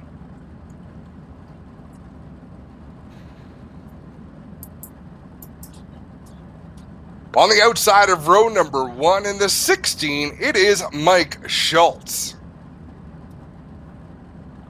Row 2 on the inside, number 32 is Jonathan Short. Alongside him in the 39 machine, that purple and black entry, Ian Blanchard behind the wheel of the 39. Row 3 on the inside, it's Andy Patton in the 87 machine, and our turn 2 cameraman in the 014, GJ Greg Boydell. Next row back on the inside, it's Jeffrey Barker in the 51. Alongside him is Cam Davidson in the 10. As the field rolls to life, Dan McLaren behind the wheel of the 73. Good to see Dan back for another week. And Wally Wilson in the 69. Longtime iRacer and asphalt racer in and around Ontario. Donovan Ross behind the wheel of the number 5. Alongside him is Willie Howells in the 19. Tyler Williamson drives the 57 machine. Terry Landis behind the wheel of the 661. Remember, 30 laps is the distance. Nathan Jackson drives the 18. Josh Gutton in the number 9. Andrew Marshall in the 48. Barry Goldner in the 36. The white flag is out. Next time at turn number 4, we're going to set them loose for 30 laps. Marshall Dugan in the 21. Derek Wutschke in the 116.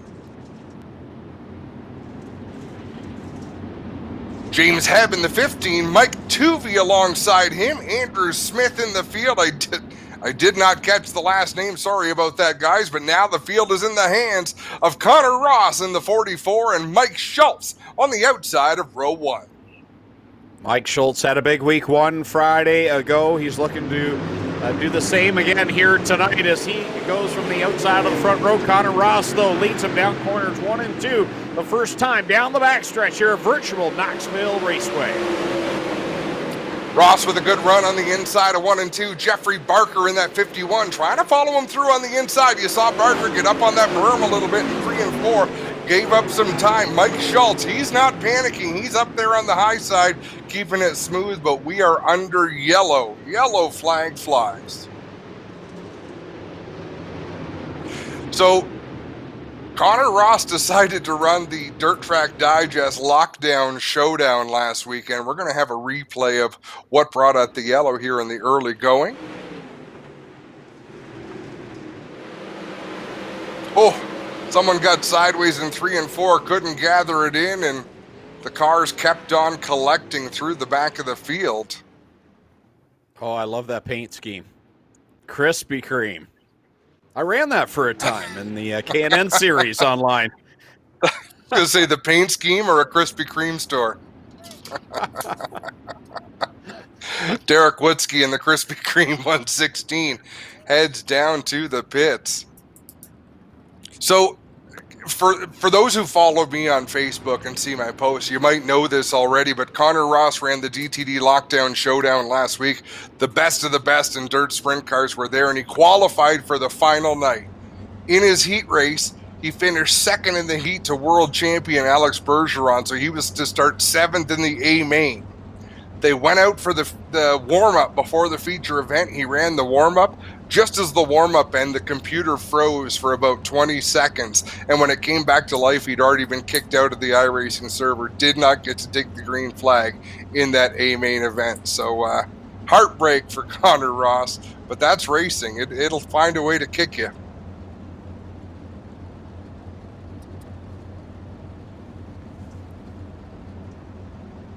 I guess that's what he gets for not racing with us last Friday night. Oh, I guess so.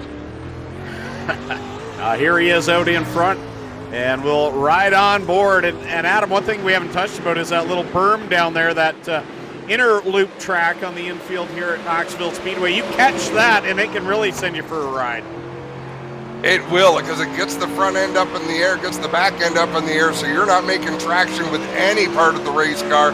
We're riding on board now. Not with Mike Schultz. Oh, that's Jeffrey Barker, I guess, in the 51 machine that we're riding along with. Well, it's Ross, Barker, and Schultz, 1, 2, and 3 here as they complete lap 7 this time around of the 30-lap main event for the I-Xcitement Associates. And I believe it's the top 6 will transfer from this into the Pinty's Pro-Am to take on the top 18 from the I-Xcitement Stars feature. And I'm mistaken. That car shows number 51, but it's actually the 32 of Jonathan Short. Sorry about that, Greg. That's my bad. But Jonathan Short challenging Connor Ross for the lead. Oh, Connor gets out of shape, loses the lead, gathers the car, only loses a couple of spots, but that could have been disaster for Ross. Well, I was hoping Connor is going to pull this win off. I want to see an on-camera victory lane interview. With a shirt on, though. No guarantees. I haven't seen him with his shirt on for days, I don't think. Right on board again with Ross, who's back in that third position, short, out in front by about 10 car lengths over Mike Schultz. Schultz running a pretty comfy line around the top, and Connor, just like the cars behind him, that is the 51 of Jeffrey Barker, a couple of others. A lot of drivers deeper in the field able to work the bottom of the racetrack with some success. Yeah, Barker inching his way towards the front in this one as he follows the tire tracks of Connor Ross. They work off of the second corner. The pack of cars right behind them having a good paddle as well. Yeah, great racing. I mean, this is what it's supposed to look like. You're looking at Ian Blanchard from the 39. He's running the outside through. He's struggling a little bit. He started up there in the second row. He goes from the outside and he crosses the slick to the inside through the middle of the turn, Greg. Yeah, that track well worn out right now. You'll see those two lines that you talked about at the top of the show here tonight. It's either on the outside line or down on the bottom. And here they are. They're, trouble up in corner two.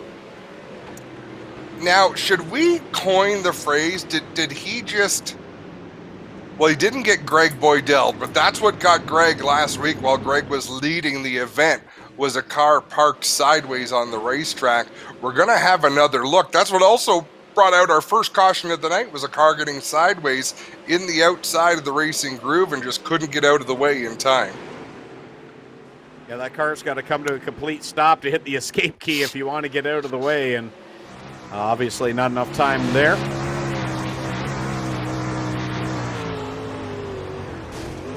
Oh. Yeah, that'll do it every time. That is similar to the contact that Tony Stewart made when he broke his leg so bad years ago. Also, the nice thing about virtual racing is it is very difficult to break your leg virtual racing. I'm not saying it's impossible, but it's very difficult, Greg.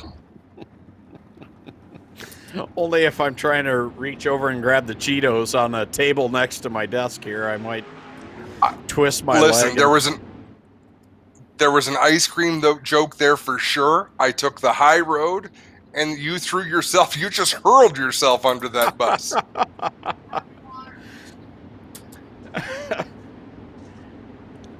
So, out in front remains Jonathan Short.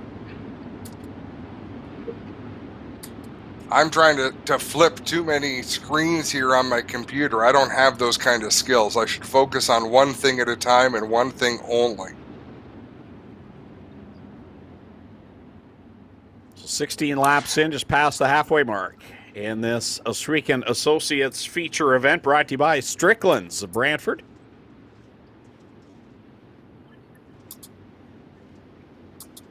Practice has taken place already for the Pro-Am that will follow this, and Sean Evans was quickest in that. That's interesting. Sean Evans, who started dead last, if I remember right, in our earlier server, and he's the quickest now. We are on lap 17 out of 30. Short takes the green flag, pulls away by a few car lengths over Connor Ross. In third place, it's Schultz. Fourth place is Jeffrey Barker. They race through 1 and 2 another time. Here comes Ross. Right down the bottom line, very smooth and steady in that 44 machine as he rides it through corner number 3. Most of these drivers deciding the bottom is where to be. You have to get your left side into that dark clay down there. Look at the leader slide up the track. Ross is committed. If you can get the left rear onto that tacky clay, you can get a good run off the corner. As soon as you slip off, and Brad Ovens giving us a beautiful look, you've got to get that left rear down where the bite is, and you could see Ross pull away from third place and close in on Jonathan Short. As soon as you get out of there into the slick of the racetrack, you have to roll out of the throttle to keep traction. Ross closes the gap on Short there in that lead position as Schultz keeps tabs on them back in the third spot. They race down into corner number 1. Great shots here in the battle for the lead. And you can hear it. Listen to the sound of the RPMs as these drivers lift a little bit. They feather the throttle. Slowing down makes you faster in these sprint cars in these conditions, Craig. Yeah, it's all about finesse here at this point. Working the throttle. You see off of the corner and down into corner number 3. Short right out in front has tried some different lines. Connor Ross has been really dedicated to the bottom. We got 22, make that 23 on the board, 7 to go. And as you said that, Ross took a little bit of a different entry than did Jonathan Short. As we say that, Mike Schultz catching up. So it is a 3-car breakaway out in front. Short gets up out of the groove. That opens the door for Ross to head to the bottom. Short's going to commit to the high side of the racetrack. Can Connor take advantage? No. Short with a great launch off at turn 2. Still working that inside line in that second spot. Short doing a nice job out in front as he works it high up. Pinned to the wall off of corner number 4. Middle of the track in 1 and 2. Right out to the wall on the backstretch. The obvious advantage of running the bottom of the track is if you make a mistake, you've got about 10 lanes of racetrack to gather it up and control the car. Running the Jonathan Short line like we saw there, when you're right up against the wall, you don't have a lot of room for error. When you hit the wall with the right rear, it sucks the front of the car in, and it is very tough to get off the wall once you are in it. Lap traffic becoming a factor. This is an advantage for the leader, Jonathan Short, as the slower cars seem to be running at the bottom of the racetrack, and he is up top. Just 3 laps left to go to settle this. Yeah, lap 27 of 30. It'll be 3 laps when they cross the line this time to complete lap 27. And the lap traffic is hairy. Oh, Connor Ross gets caught up and gets turned. He is up on his lid, back on his wheels, back on his wing. And he hits the escape. Connor Ross will be towed back to the pits. He will be relegated to the street stock feature a little bit later on. I could hear the shout come from the next room about half a second before we saw what happened. So you see him coming off of turn 4, the slower car moves up the racetrack. Connor just didn't quite have the room to dodge the lap car, and he ate it.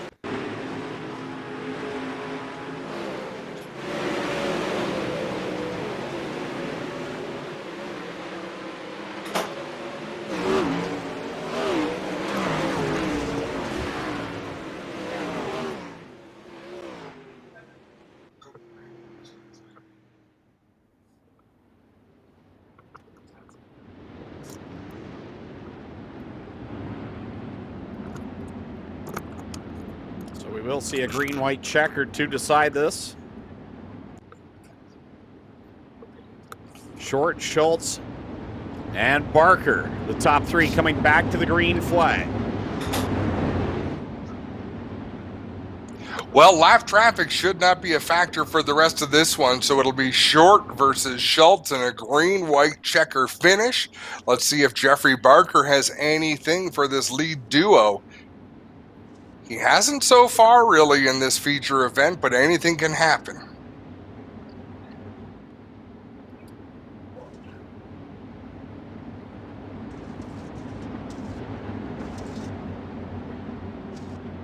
Again, the top 6 from this race looking to transfer into the Pinty's Pro-Am against the I-Xcitement Stars.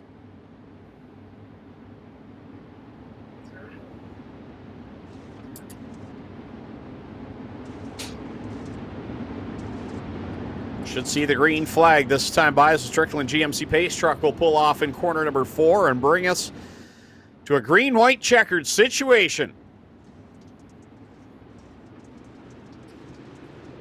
Down off of turn number 4, Jonathan Short gets on the throttle. Once again, we've seen the leaders open up about 6-8 car lengths down into 1 and 2, and most times the second place car was able to close that gap. Short keeping that advantage down into turn 3. Up in the high line where he's been for most of this event. Comes down to see the white flag that time around. With Schultz and Barker remaining second, third, committed to the inside. Last time through 3 and 4, Jonathan Shorter's driven a great race. He had to use different groups depending on the situation, but he was up for the task, and Short will take the win. All kinds of carnage off of corner 4 behind them. Jonathan Short wins over Mike Schultz. And the 51 of Jeffrey Barker will also move to safety clean victory lane, where Clinton Jeffrey in a moment will have a talk with our top 3 here at the virtual Knoxville Raceway. Glad you could join us here. Ohsweken Speedway's Friday night I-Xcitement, week number 2. My name's Greg Kellman. With me, Adam Ross, Clinton Jeffrey, as we get set to talk to the top 3 in the Strickland GMC Ohsweken Associates division. They're a main now in the record books.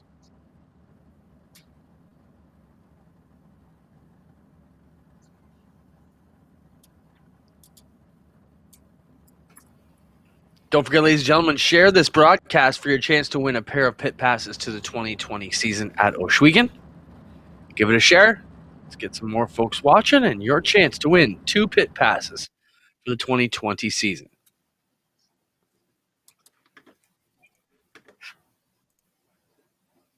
Just waiting for our top 3 drivers to get into our victory lane room so we can talk to them here.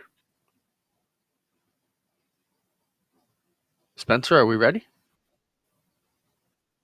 You got to send me those cues, okay, guys? All right, here we are with Mike Schultz. Mike, congratulations on a 3rd place run here tonight. Another solid drive for you in this Strickland's machine. You got to be pretty pleased how your night went so far. Yeah, no, not going to complain. Lap cars kind of played a havoc on that one. Not sure we would have gotten second there, but it was good overall. Solid run. Will you be sticking around the Pro-Am now? Yes, sir, that's the plan, and then that fun street stock race. Yeah, the street stocks were great last week. Great to see you there. We'll look for you coming up. So watch for Mike Schultz. Solid run here in the Pro-Am, in the Big O Associates. He'll be coming up in the Pinty's Pro-Am coming up shortly. Moving on to 2nd place, Jeff Barker. Jeff, solid run for you tonight here in this 51 car. Good deal. You pleased with your results so far?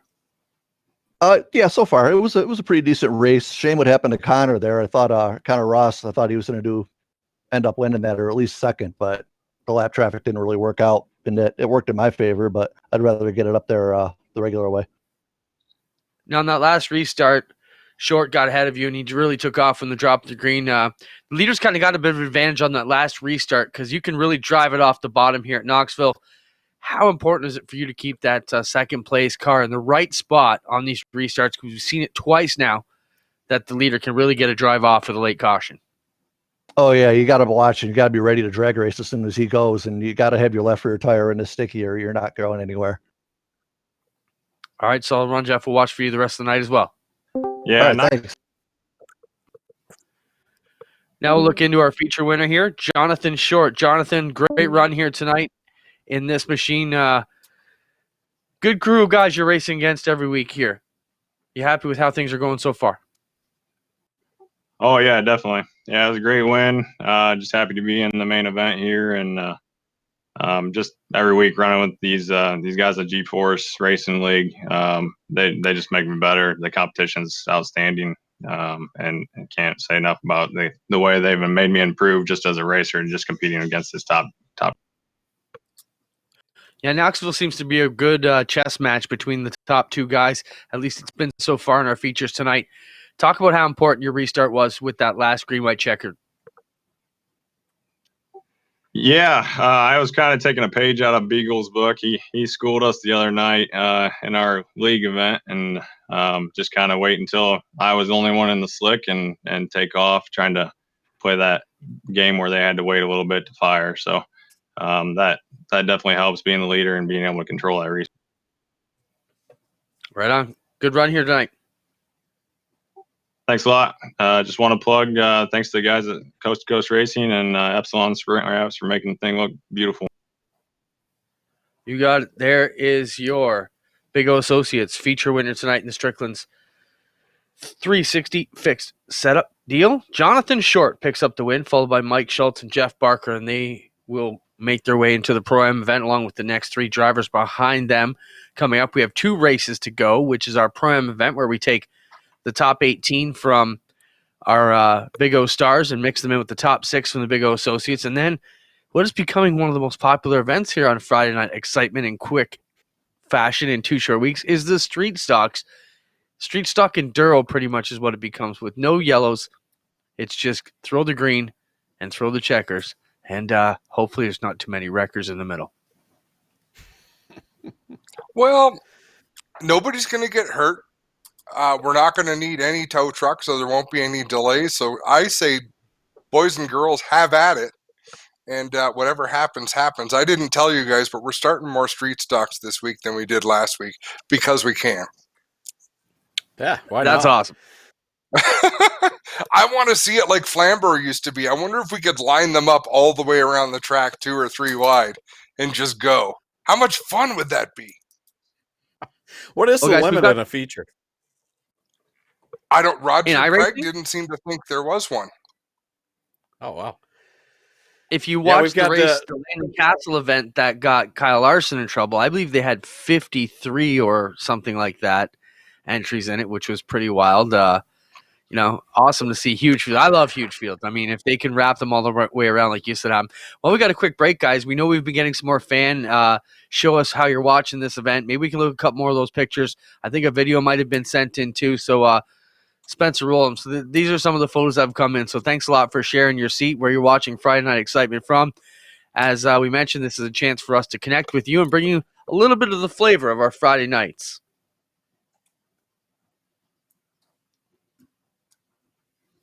I'll say hi, Tommy Gooch. He's tuned in tonight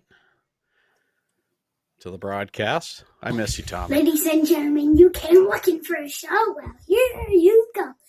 Let's end all the anticipation as we give you our feature presentation. Boy, I got set that. I was in trouble because I haven't said it the last 2 weeks, and Lucas Bailey sent that in and said, "You're in trouble, mister." So I'm sorry. He did a much better job than I would anyway. So maybe we should just clip that and play that. The future is now. He did a great job. That it is. I love it because, guys, you guys can agree with this. So, Clinton, when you and I were coming up, I don't know if we came up through the ranks, whatever we did, it was hard to get in. It was hard to get respect. I mean, thank goodness for Glenn Stiers, who gave us such a wonderful opportunity. Greg Callender we met because he came in with Southern Ontario Sprints. Like, oh my goodness, who is this guy? He's really good. There hasn't been a huge influx of racing announcers in those last 20, 25 years. Like, can you think of someone who came in that really wanted to do it and stick around and love it? So to see kids wanting to be announcers or whether they're pretending or not, just to see people with that kind of passion, we need it. Well, I'll tell you what, after last week, McLean was already making his pitch. He wants to call some races on Friday Night Excitement. And I said, yeah, I'm sure we can work him into this. And I'm sure, our whole staff could actually, from our Thursday night microsprints, could be a part of this and get them in on it and maybe, start them out in a street stock race or whatever it be. But I'd like to see that. And the other idea I had was maybe see some of the either the kids or the wives. I saw last night, who was it? Jeff Swindell. His wife was in a powder puff race, and it was the sprint cars, and they were racing last night. Just something a little different that I thought might be cool. Now, I think there's a lot of future with these kids, Greg, and you and I see it because both our kids are involved in the micro sprint. McLean calling with Caitlin DeBoer, Trevor DeBoer's daughter, and Jackson's going to hang up his helmet and do some pit reporting. So we're super excited about what we got planned for our micro sprint Thursdays. But you and I were joking after a Thursday, and they're dying there because there's some delays, and there's only 6 carts in some races, and I'm going, man, if they can hone their skills doing this, because you and I would have trouble making that look interesting when there's that many cars and the action they've got to deal with. So they're definitely getting thrown in the deep end of the pool and putting them live on live stream too. So yeah, don't worry about it. You got no experience. Just go out there. There's only thousands of people watching, and grandma's going to call right after and tell you everything you did wrong. So Don't worry about it, though. It's all right. But I see cars coming up live. Take us. We're going back to Knoxville Raceway, where we've got a bunch of our Weekend guys ready to go.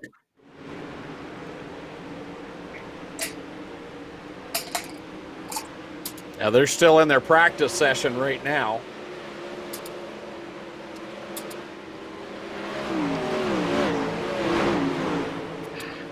And we see some of the drivers just joining the server there.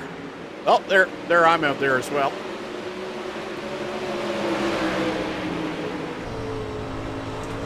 So guys, I have an idea.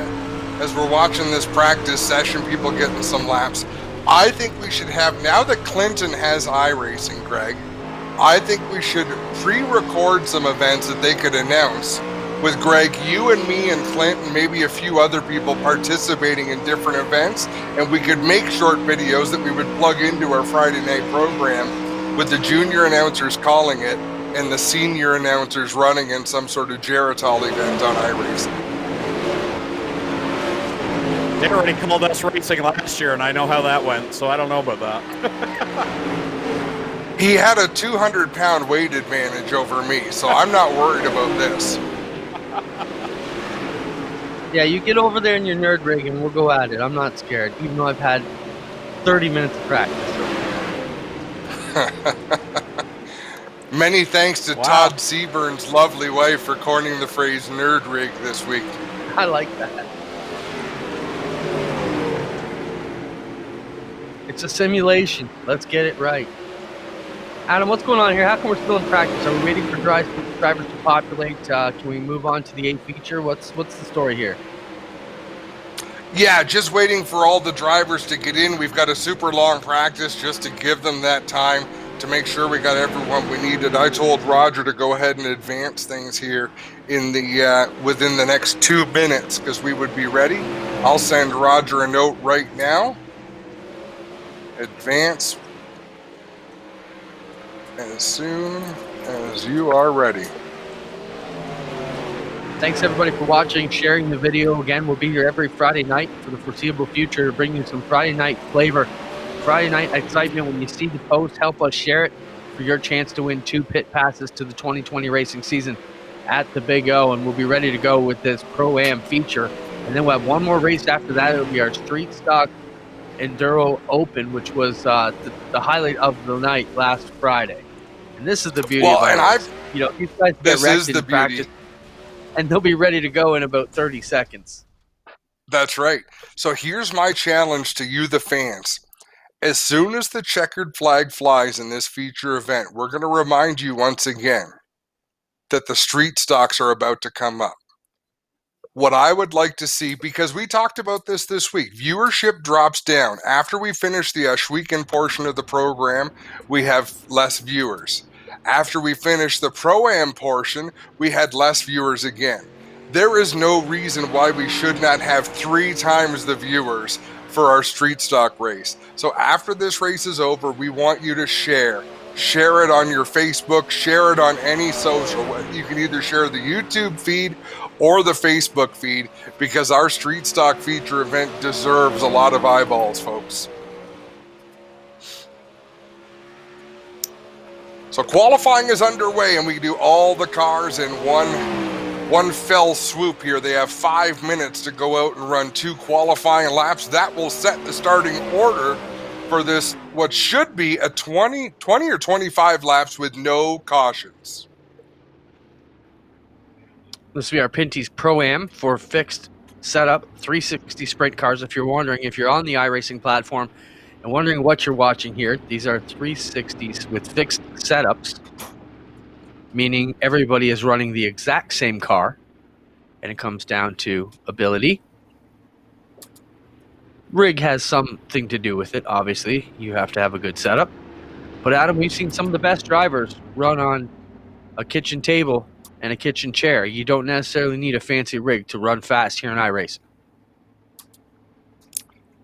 No, exactly. You absolutely don't. Spencer, I just shared a photo with you in our Facebook conversation. If you can throw that up, I'm going to challenge Clinton Jeffrey to name those feet.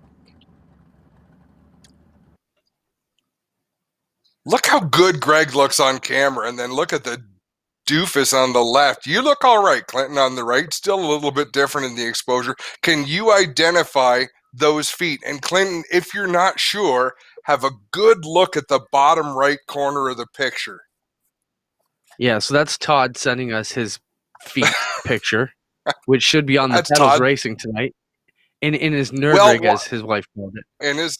That's right. So sometimes Todd drives, sometimes his son Wyatt drives. I believe they're trying to get 2 rigs set up, but I love it. I love seeing how people are enjoying themselves.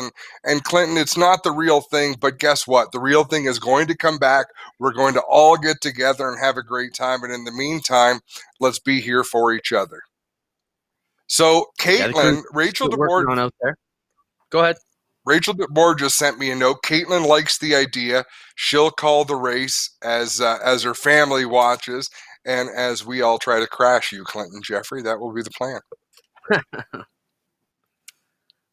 Sorry, so it's time to grid. The lineup is set. Stephen Goldner and Mike Schultz. So 2 of our top 3 finishers from earlier on within 3/1000ths of a second.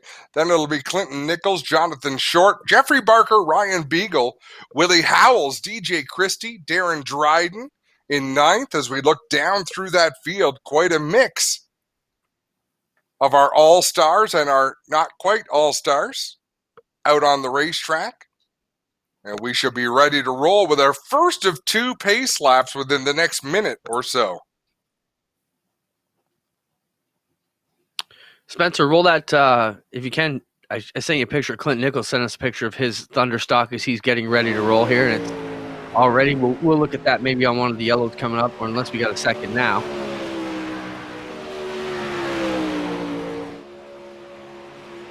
Oh, maybe we're not gridding. Maybe there were still some drivers that hadn't taken time yet. I thought we were done and heading to the grid. So shows you how much I know as Kevin Lovey's out on the racetrack. So the rundown can change still. Spencer, throw up that picture if you got a second. There's a look at Clinton Nichols. Thunderstock all ready to go. Just needs to throw the wheels on and should be pretty much ready to fly on the dirt this season. A Don Biederman looking paint scheme on that 43 machine. I love the concept. Looking good. We get ready to go here. We've got 2 feature events still to go. We have our 360 Sprint Pro-Am coming up right now, and then our Street Stock Extravaganza to finish off the program. As we mentioned a couple times here, has been a great race last week, and we're expecting the same here. Adam, over-under last week we saw the pizza machine. Are we going to have a taco meal and a banana split car out there this week too? You think anybody decided to try and updo Costa's pizza car? Okay, starting right now, every week from here on out, there's going to be a Best Appearing Car Award, and it's going to be voted on through originality, Clinton. I don't know what the prize will be, but there needs to be a Best Appearing Car Award just for that reason. Whoever comes up with the most unique and most appealing design, maybe we'll put it to a fan vote, but I think that would be a lot of fun. Well, Greg, we're ready to go. Back to you. Yeah, I've got the starting lineup for the Pro-Am, brought to you by Pinty. Stephen Goldner qualifies on the pole with Mike Schultz to the outside. He was 3rd place in the Associates race just a moment ago. Clinton Nichols will line up in the 3rd spot. His outside, Jonathan Short, the winner of the Associates race. He'll start in the 4th position. Going from the 5th spot, Jeffrey Barker in the 51. To his outside, Ryan Beagle rolls off in position number 6. Starting in 7th, Willie Howells in the 20 machine. And to his outside, the number 5, a DJ Christie, goes from the 8th spot. Starting in 9th, that'll be Darren Dryden in car number 12. Alan Downey to his outside will start in the 10th spot aboard car number 19. Andy Patton goes from 11th in the 22 car. And Kevin Loveys, he'll drop into the 12th starting position in car number 18. Terry Landis, he'll go from the 13th position to his outside. Sean Evans in position number 14. Nick Sheridan lines up in 15th. Well, Donnie Lampman, who's probably logged the most laps of anyone tonight, he's back there in the 16th starting spot. Tyler Ward goes from 17th to his outside. One-handed man. Shane Pierce goes from 18th. Dan Ferguson, the Bloomfield Bullet, back there in the 19th spot alongside Rick Scott, the official pace truck driver of Ohsweken Speedway, back there in 20th. Starting 21st, it'll be Jim Hoopin in the Red Rocket back there in the car number 14, and Aaron Turkey, his teammate on regular Friday nights.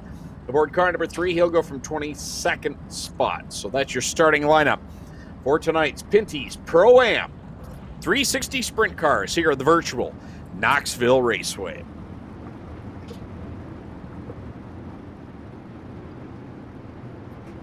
The field rolls off. It is going to be 20 laps of green flag racing, no caution, so these drivers are going to have to mind their manners, weave their way through any of the tough spots, and try to keep it clean for 20 laps of excitement.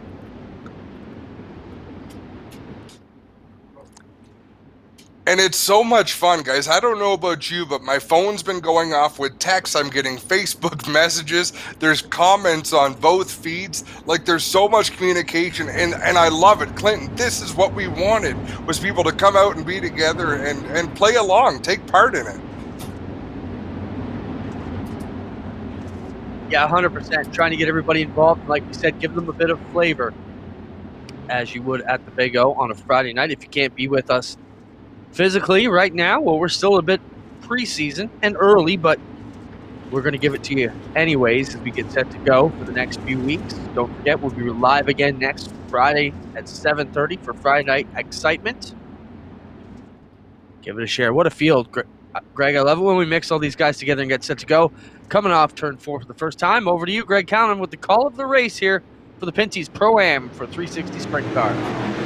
Yes, definitely a good mix of drivers, and right off the hop, Stephen Goldner out in front, but there's Mike Schultz back there along with Jonathan Short. They just came out of the Associates race, so you're seeing some regular Friday night stars along with some of these iRacers putting on a great show here on lap number 1.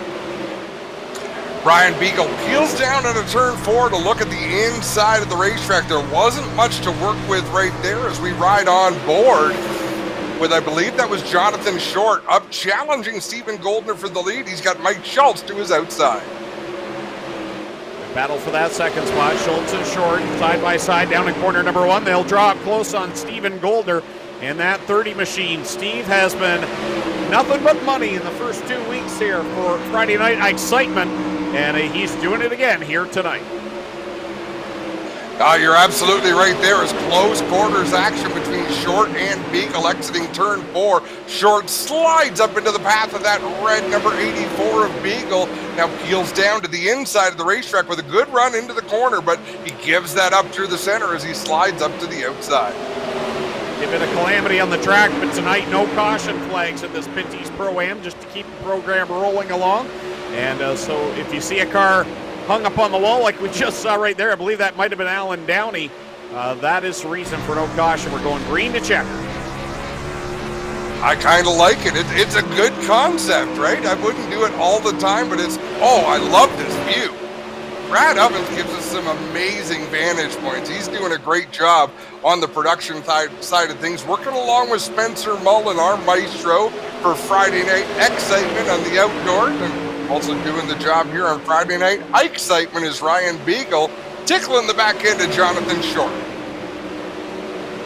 Lap 7 about to be complete here for this Pinty's Pro-Am 360 Sprint Cars of the virtual Knoxville Raceway. Still to come is our Street Stock Challenge. Drivers already warming up for that right now. Connor Ross tops the practice boards there. Yeah, he's got a little bit to make up for. He sent me a note. He's been trying to come out and talk to me, and I keep telling him the microphone's live, but he messaged me saying, yeah, I just made a mistake there. I screwed that up, but holy moly, he had some speed, and he should in the street stocks as well, and I'll try not to talk about him too much. Here we go. Stephen Goldner, Mike Schultz, the battle heating up. 1 car length apart. Schultz is right there now, riding in the tire track. See them pinned up outside that big white wall around Knoxville Raceway, trying to get some bite. Goldner leads the way over Mike Schultz here, about to hit the midway point of the Pinty's Pro-Am. I like the G-Force TV logo on Mike Schultz's hood there. It's got a nice look to it. As they work down the straightaway into the corner, Goldner liking the outside groove. Schultz even higher up to the outside, gets a little bit wiggly there towards corner exit. We are just past the halfway mark. Goldner works it down the back stretch another time with Schultz in tow as they work down at corner number 3. As you got Jonathan Short back there in position number 3. And trying to get a look back there to the 4th spot. Is that Jeffrey Barker still in the mix? Nope, make that Ryan Beagle. He's having a good run. They're going to crack into the podium. As the race wears on, Ryan Beagle is almost always going to make his presence felt. I'm not sure who that is rounding out the top 5. Oh, it's DJ Christie. Should be able to recognize that car with the yellow wing. DJ Christie with the top 5 run right now. Yeah, DJ had problems earlier on in the night in the Ohsweken Stars feature, but a good, solid top 5 run for him going right now here in this Pinty's Pro-Am. Oh, Beagle with a nice run. He was smoother off of turn 2 than Jonathan Short. Short got a little bit sideways, and there might have been contact there with Short and Beagle right in turn number 2. 5 laps to go. Beagle stays tucked right in behind Short as they go down the back stretch. Short dives down to the inside in corner number 3. Beagle smooth and steady up around the top as he comes down, takes a look down to the inside off of corner number 4. Tucks down low in corner 1. He'll drop alongside, tries to slide up in front. Is there room? Oh, Short makes it work. You know, that's what happens when you abort a slide job to be too gentlemanly. Ryan took the gentleman's route there. He could have pulled right up in front of Short like he did just now, but he left the lane, decided he'd wait another lap, and now he's made the move work. Good, close racing right there. That puts Ryan Beagle up into a podium position. But Short not giving up, and all the while, that's allowed DJ Christie to close that gap just a little bit. Yeah, Christie closing in there. The top 3 cars is separated by 6 or 8 car lengths between each of them right now. Short falling back into the grip of DJ Christie, but we are getting down to the final lap. Kevin Lovey's, I believe, just threw a Hail Mary trying to overtake DJ Christie. Last lap, one more time around Knoxville Raceway. Stephen Goldner looking to notch another win. He's been perfect so far. He works it off of corner number 4 of the Pinty's Pro-Am. The win will go to Stephen Goldner. We watch the field streak by, one car stuffing it into the wall, coming off of turn number 4, but it's Stephen Goldner with the win over Mike Schultz. And I believe Ryan Beagle held on for a 3rd place finish, but we've got to get the official rundown of the top 3. No, Jonathan Short rolling onto the front straightaway. So the Pinty's Pro-Am and the record book, Stephen Goldner picks up another win here on Friday night I-Xcitement. As we'll send Clinton Jeffrey just a moment to Safety Clean, Victory Lane, the brand new Victory Lane sponsor at Ohsweken Speedway on Friday nights, both virtually and in person. Once we get to the racetrack this summer, I want to welcome aboard the good folks at Safety Clean. We're going to have a look. We're going to have a look at the battle between Short and Beagle coming to the stripe. Short down to the bottom in turn number 3, and Beagle had just lost the handle on that 84 machine. Shows Short captures 3rd place on the Ohsweken Pro-Am. It was a great battle. Who do we have with our broadcast, Spencer? Have we got anyone to Victory Lane? Yeah, we're ready to go here, Adam, with in Safety Clean Victory Lane with Jonathan Short. Jonathan, solid run for you here tonight. Anytime you can end up 2 times on the podium in one night, 1 win, 1/3. Pretty solid evening for you here at Friday night I-Xcitement. Yeah, this is probably a career night for me running with these guys. Usually Beagle and Goldner are some of the class of the field when you run weekly. So it's good to be running with them and good to put on the podium twice for sure. Yeah, are you going to make your way to the street stock race next? I might as well keep the streak going. Sure. All right. Good luck. There's Jonathan Short. He picked up a win here in the Associates and also third place here in the Pinty's Pro-Am for Jonathan Short. Next up, Mike Schultz is standing by. Mike Schultz, second place here again for the second time tonight. That is something you got to be fairly happy with. Only one spot got away from you in both races. That's a solid evening. Yeah, I'm certainly not going to complain at all. I mean, getting to run against Goldner, you know he's a tough guy, so even to run competitive laps with him is good. So, but it's been fun. I really appreciate all this. All right, awesome. Congrats, Mike Schultz. He's second in 2 races he's been in tonight. We'll watch for him to make his way to the Street Stock Challenge coming next.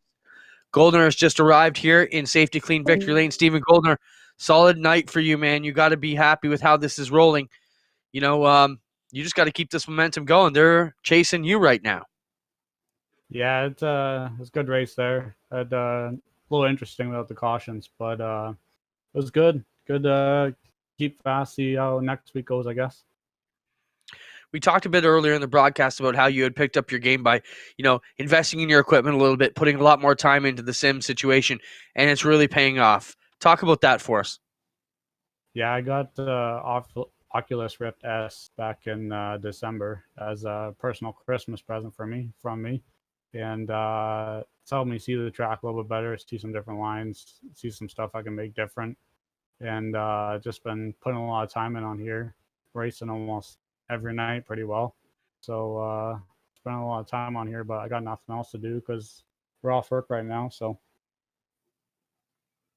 All right, congratulations. Stephen Goldner picks up a win here tonight, his second of the evening. We have one more race to go. It's our Street Stock Challenge presented by Middleport Mechanical. Greg and Adam coming back here as we'll wrap things up in Safety Clean Victory Lane. We'll get ready to go with our final serve of the night. Once again, thanks everybody for hanging out with us tonight. Hopefully you're enjoying our Friday night excitement event as we continue to move through the program. One more feature event to go.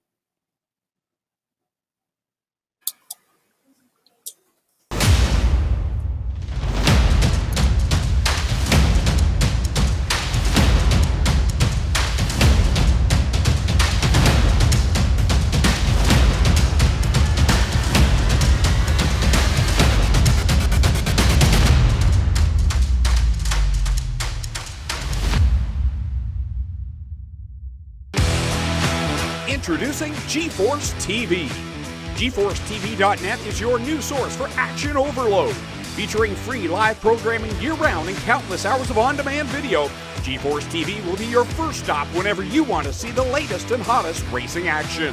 See live Friday Night Excitement weekly from Washougal Speedway and watch the stars of tomorrow make a name for themselves during Thursday night's live microsprint racing. GeForce TV is also the new home for Rivals Race Chat.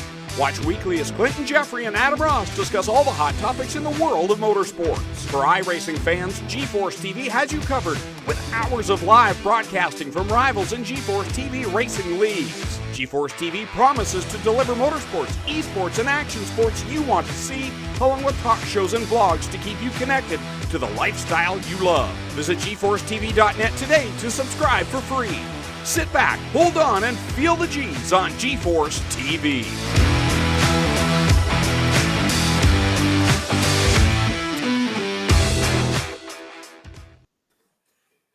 Well, guys, we're back and ready to go for a final race of the night of virtual Knoxville Raceway, all part of Friday Night I-Xcitement for Washougal Speedway. Greg Kellman along with Clinton Jeffrey and Adam Ross. And guys, there are a ton. I'm already watching on this other monitor here all the drivers entering for the Street Stock Challenge. There are a ton of cars in there. I want to thank Middleport Mechanical for bringing this race tonight. And this was probably the most talked about race 1 week ago. The problem is when you talk about something 1 week ago and build it up to this week, can it be the same? I think it'll be even better with all these cars added to the field. Exactly. I think some things live up to the hype. And these cars, see, the difference is things happen so fast in a sprint car that you're constantly moving on to the next piece of excitement. The street stocks happen at a bit slower pace. You can really take it in. You can really enjoy the moment and then move on to the next. And I think the fans loved it, and there's no reason to believe why they wouldn't love it again this week. Tell us how Ross this top the situation. charts in practice. And Steve Shaw is there in the second spot. Sorry, Clint. I was going to ask how this one went, guys. Maybe we should explain for the fans. We know that the other drivers in the other divisions, how they've qualified. How did this one work, Adam? Straight in through a single qualifying right into the feature. Can you elaborate maybe on how we arrived at the feature field we're going to see coming up here?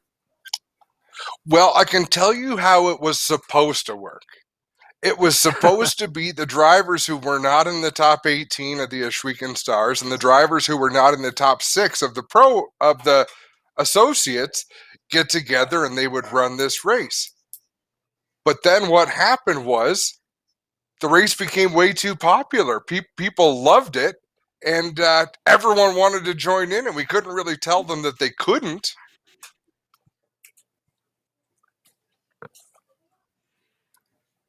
I suppose we could tell them that they couldn't. I thought you were We just had a bit. No, you know what? Connor came out. He's been getting nosebleeds the last little bit. I think it's the dry air in the house here. Not sure, but had to point him to the box of Kleenex. All right, let's go back to Knoxville as soon as we're ready, guys, and get this one going. Yeah, we should be able to get it soon. Brad was trying to get into the race. So they've run practice, but they have yet to run their qualifying laps. So they will still need to do their timed qualifying, and then that will set the grid for tonight's feature. But some of the names, I'll run down. How about I do that? Some of the names, some of the I-Xcitement Stars that we see on a regular Friday night at the Big O that are competing in this. Steve Shaw, who is a regular down at the Southern Ontario Motor Speedway and joins us for a number of races on Friday nights. He'll be in this one. Mac DeMann will be in this one. We've also got Donnie Lampman has joined on.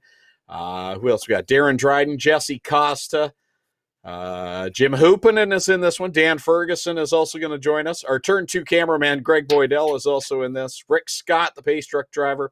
Aaron Turkey. Sean Evans. Who else we got here? Clinton Nichols. Stephen Goldner is going to join us for this one. Ryan Beagle, of course, who won last week. We've also got DJ Christie. He's going to join the mix as well. So we got some familiar names in there. We have 48 drivers in that server ready to qualify for this race. Roger Craig thinks we can start all of them. We're up to 49, so I've given Roger the instruction to go ahead and start every car if we can.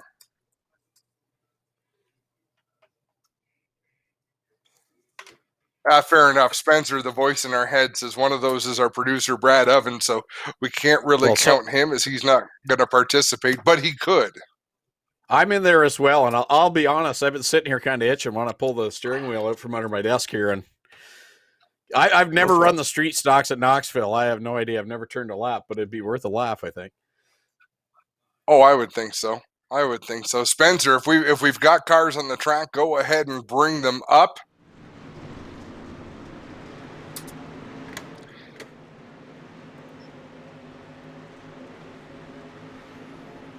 Last minute of practice right now. Yeah, some nice looking paint schemes as we got one going around on the entry of turn. Well, we've got them all going around on the entry of turn number 1.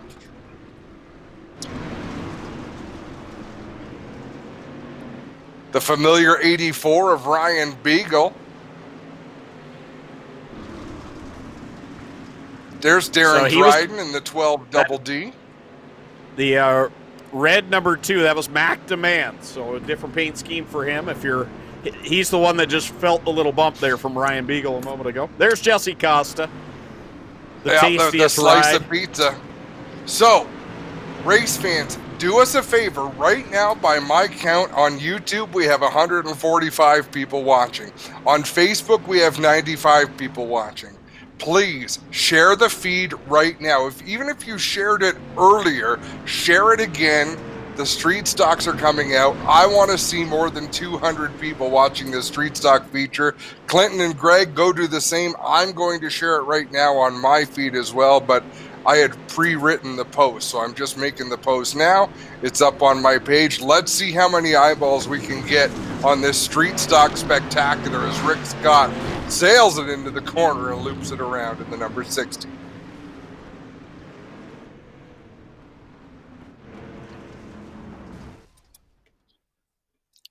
Practice winding down. It is complete. Looks like we've got 5 minutes. I believe this will be the time they have to go out and run their time trial. That's how they'll set the lineup. And then it's going to be 20 laps. And next week, folks, we'll have to have the discussion. So our goal all along, and correct me if I'm wrong, fellas, has been to run a program from about 7:30 until 10. 10 o'clock, we run a previous Ushweekend race. This night, it's going to be last year's championship night. So I'd say with the format we ran tonight, we're just about running the schedule that we want. I think we'd like to be a little bit earlier, but it's still not a problem. I think we could do 7:30 to 9:30.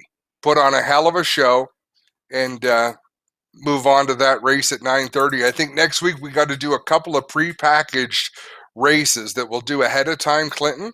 So between Victory Lane and the next server, we throw something up that's entertaining, allow your friendly announcers to take a whiz or get a drink or do what they have to do, and then carry on.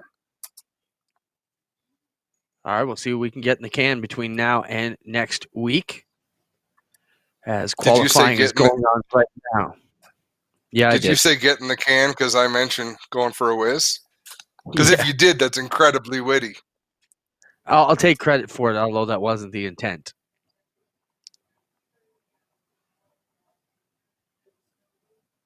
So just a few more minutes before we jump into our final race of the night. And as Adam said, if you haven't given it a share, give it a share. If you haven't seen what we had last week, it's going to be double the excitement this week. No yellows, just who can survive the longest with a full track of Thunderstock cars out here ready to go.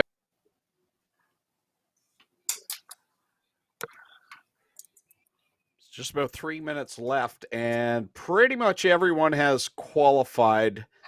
Maybe a couple of cars left to go, but I'll give you a bit of a rundown on who has qualified so far. Ryan Beagle is quickest, no surprise there.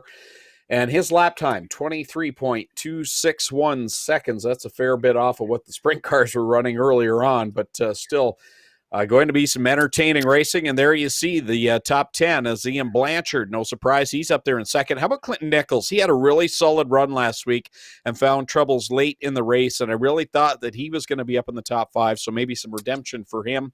Greg Boydell up there in fourth. Connor Ross, who was the best in practice, he's fifth right now.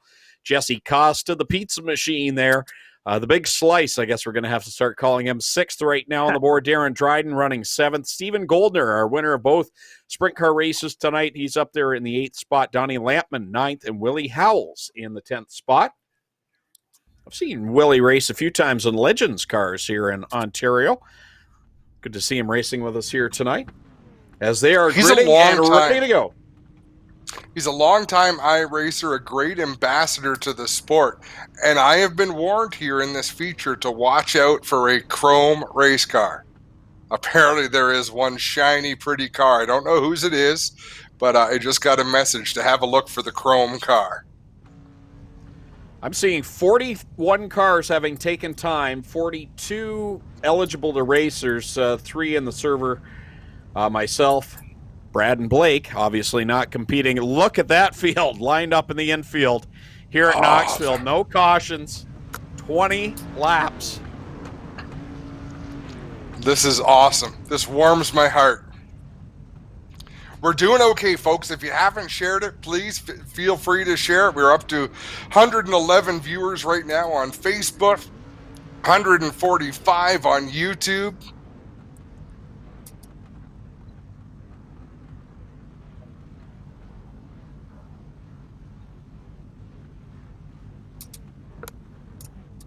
About a minute to go until make that 30 seconds until the grid rolls off here from the infield, the virtual Knoxville Raceway here on Friday night at Excitement for Oshweekend Speedway. Greg Kellnan along with Adam Ross, Clinton Jeffrey, bringing you the final race of the night, the Middleport Mechanical Street Stock Challenge.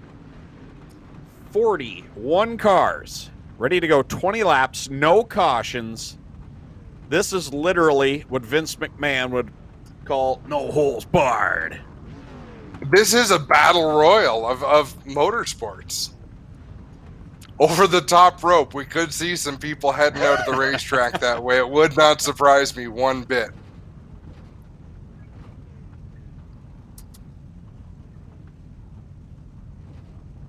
Cody McPherson is watching. Cody, why are you watching? You should be behind the wheel. Number of wins at Ohsweken Speedway. Field rolling off, ready to go. The Middleport Mechanical Thunderstock. Make that the Street Stock Challenge.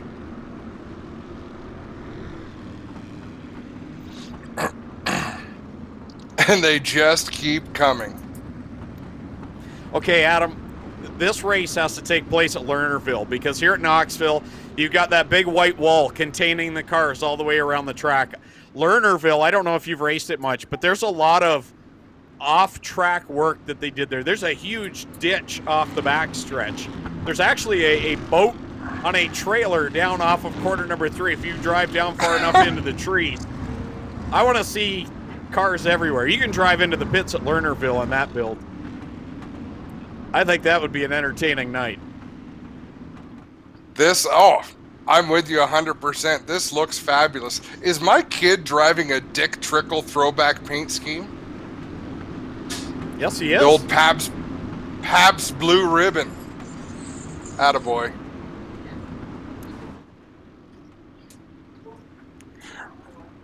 Pace truck peels off the inside of the racetrack. We are set to go green at Knoxville Raceway. 20 laps, no cautions. Middleport Mechanical Street Stock Challenge. Ian Blanchard working the outside of the 84. Ryan Beagle as they work down the back stretch. Clean and green. Oh, Connor Ross gets a little twitchy there inside the big slice. Jesse Costa. Hey, it's pretty natural. Rosses are drawn to slices of pizza. Oh. And they're stacking And so up. it begins. We got one upside down in turn number 4. A bunch of cars parked out there, but we are going to carry on. The race resumes. We got a battle again. At least we always know who Jesse Costa is. He's the giant slice of za. Clinton Nichols right Great up there in battle the at top the front. 3. Nichols, McDeman pulls Beagle. off in the red 2. Blanchard out in front. Nichols comes across the track into the right front of Ryan Beagle. They're both able to keep their cars straight, and they'll maintain. Look at the dog track on that street stock rolling along the cinder track on the inside. Greg Boydell running back there in that 4th spot. Jesse Costa in position number 5. Willie Howells is up there in the 6th position. Darren Dryden is up there somewhere as well, if I'm not mistaken. I don't know what just happened, but I heard it. Well, the top 3 are still there. We know that much. Boydell is still there in 4th. Costa 5th. Not sure who the purple car is in 6th. Oh, trouble for Clinton Nichols again down towards turn number 1.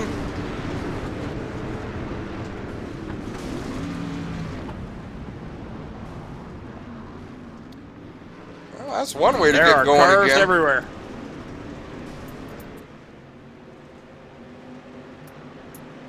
I don't know. Is it Blanchard out in front? This is Yep. 2nd or 3rd. Greg So Ian Boydell. Blanchard is your leader. Yep, Greg Boydell 2nd, Jesse Costa 3rd, Willie Howells in 4th, Ryan Beagle back to the 5th spot, Stephen Goldner 6th, Darren Dryden 7th, Mike Schultz in 8th, Connor Ross 9th, and Jonathan Short right now in the 10th spot. After that wreck, Clinton Nichols back to 12. There's still a lot of racing left to go. We are just beginning lap 7 out of 20 laps here tonight. Jesse Costa working the outside of Greg Boydell as they head off of turn number 2. This is not going to end well. Here comes Ryan Beagle. He's going to make it 3 wide there. As Big Willie move Howells for the got big into the dog. car. Everybody making contact out here. This is fabulous. These drivers are doing everything but letting off the gas. Oh, Beagle gets into the 11 machine, and he gets plowed into a couple of times there. Darren Dryden collected. And we've got carnage on the backstretch. Jesse Costa weaving his way through. It's mayhem, and we don't care. Not a single virtual race car was injured during the making of this film. So Ian Blanchard is your leader. Stephen Goldner runs in second, but he's almost 3 seconds behind the leader. Willie Howell's in third, Mike Schultz fourth, and Darren Dryden somehow still in the top 5. He was involved in one of those accidents. It'll be curious at the end of this race to see who has not been involved in an accident, and I'm not sure how we do. Oh, we can though. We can go by incident points at the end. We'll have a special award next Friday night for the drivers with the least amount of incident points, which is a statistic held by iRacing. So there's your leader, Ian Blanchard, in that black 39. He's got a 2.7 second lead over Stephen Goldner. It says right now there are 12 cars left on the lead lap. Tyler Ward, the very last one. He's 24 seconds back of the leader. As he just gets put a lap down right there.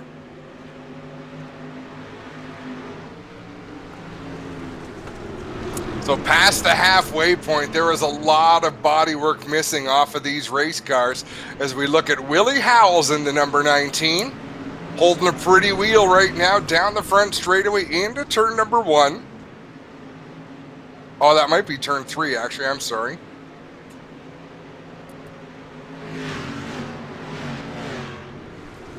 So Rick Scott, last car in the lead lap. He's in the 10th spot, 20 seconds back of the leader. 1 and 2 separated by 5.5 seconds as Willie Howells now in that number 19. The Thompson Photography rides right there in that second spot.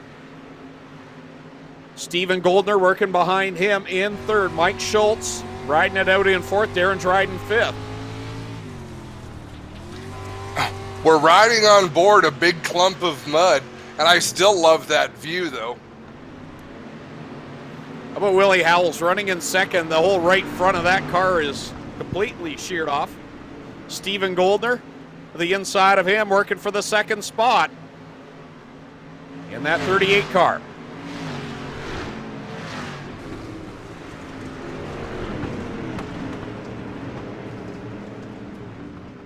Oh! Willie Howells goes around the second place car. He may not have lost a lot of positions in gathering that back up because we just can't be sure who's on the lead lap. I guess you can, Greg, if you've got your iRacing server open, but for us, we have to wait until the cars come around to complete a lap, and it'll tell us who's running where. Yeah, so Stephen Goldner now to the second spot. Mike Schultz in third. Fourth, Darren Dryden. Fifth is Jonathan Short. Sixth now is Willie Howells. Seventh in the running order is Aaron Turkey. Eighth, DJ Christie. Ninth, Rick Scott. Those are the only cars on the lead lap. And that is ever changing. They're still racing 3, 4 wide off the corner. One car sitting backwards on the inside of the track, getting down to the nitty gritty. And oh, this could be the end for the pizza car. That might have put him over the top. So Ian Blanchard setting sail out in front by 5 seconds over Stephen Goldner. Darren Dryden 12 seconds back in third. And look at Ian Blanchard's car. Clean as a whistle. Well, that's the key. You know, you want to get through these races unscathed. It'll be 2 laps to go this time past the stripe. It's looking good right now. Hopefully for his sake it stays that way. You know, you want to reward a driver who's run a good, clean race in an event where it's very challenging to run a good, clean race. Stephen Goldner's closed the gap a little bit. It's down to 4 seconds between the top two. But I think for Ian right now, he's probably watching the gap and just saying, you know what, I got to get through this final lap. Well, and look at how sideways, that's Mac DeMann in front of him, I believe, in that red number 2. Look at how sideways he's running. The leader has to be saying, dear Lord, please don't crash. Final time through 3 and 4. The checkered flag will wave, and the best looking car is going to pick up the checkered flag as Ian Blanchard clean and green for 20 laps. He'll pick up the win in the Middleport Mechanical Street Stock Challenge as Connor Ross does a pirouette in front of him in corner 2. That ended in spectacular fashion. What a race. There's cars stuck through the wall. Carnage everywhere. 7 cars left on the lead lap. And let's see, I can give you a rundown here of the top 10. Only 7 left on the lead lap. Ian Blanchard, your winner by 3.6 seconds over Stephen Goldner. Almost got the clean sweep tonight. Jonathan Short comes home in 3rd.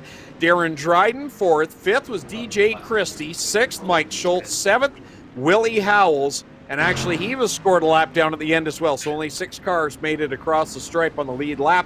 7th, Willie Howells. 8th, Nathan Jackson, who started dead last in this one. He did not qualify and started 8th there in Turkey. 9th. And Clinton Nichols holds on for a top 10. 7th through 13th were 1 lap down, and then a pile were 2, 3, 4. And Jim Hoopin had left early, 14 laps down. He finishes dead last. I think we found a concept, gentlemen, that works. Like, I think that was an entertaining program. We got things we can tighten up and make better, but I think we're getting there. The look of the cars, the broadcast, the guys did a great job. Let's send it to Clinton Jeffrey in Safety Clean Victory Lane. Clinton, what did you think of that show? I thought it was fantastic. I mean, whenever we have all these guys out there and could just throw caution in the wind, try and stay clean for 20 laps, I thought it was super exciting. I'm sure that's going to be one of the fan favorites that'll grow in the weeks to come as we build this program more and more each week. We'll get ready to go with our top 3 in Safety Clean Victory Lane. We'll just wait for the cue once we know they're there with us in the booth. And we'll get a talk to Ian Blanchard, Stephen Goldner, and Jonathan Short. Great nights for both Stephen Goldner, 2 wins and a win in 2/3. Solid racing for both those drivers tonight across multiple divisions.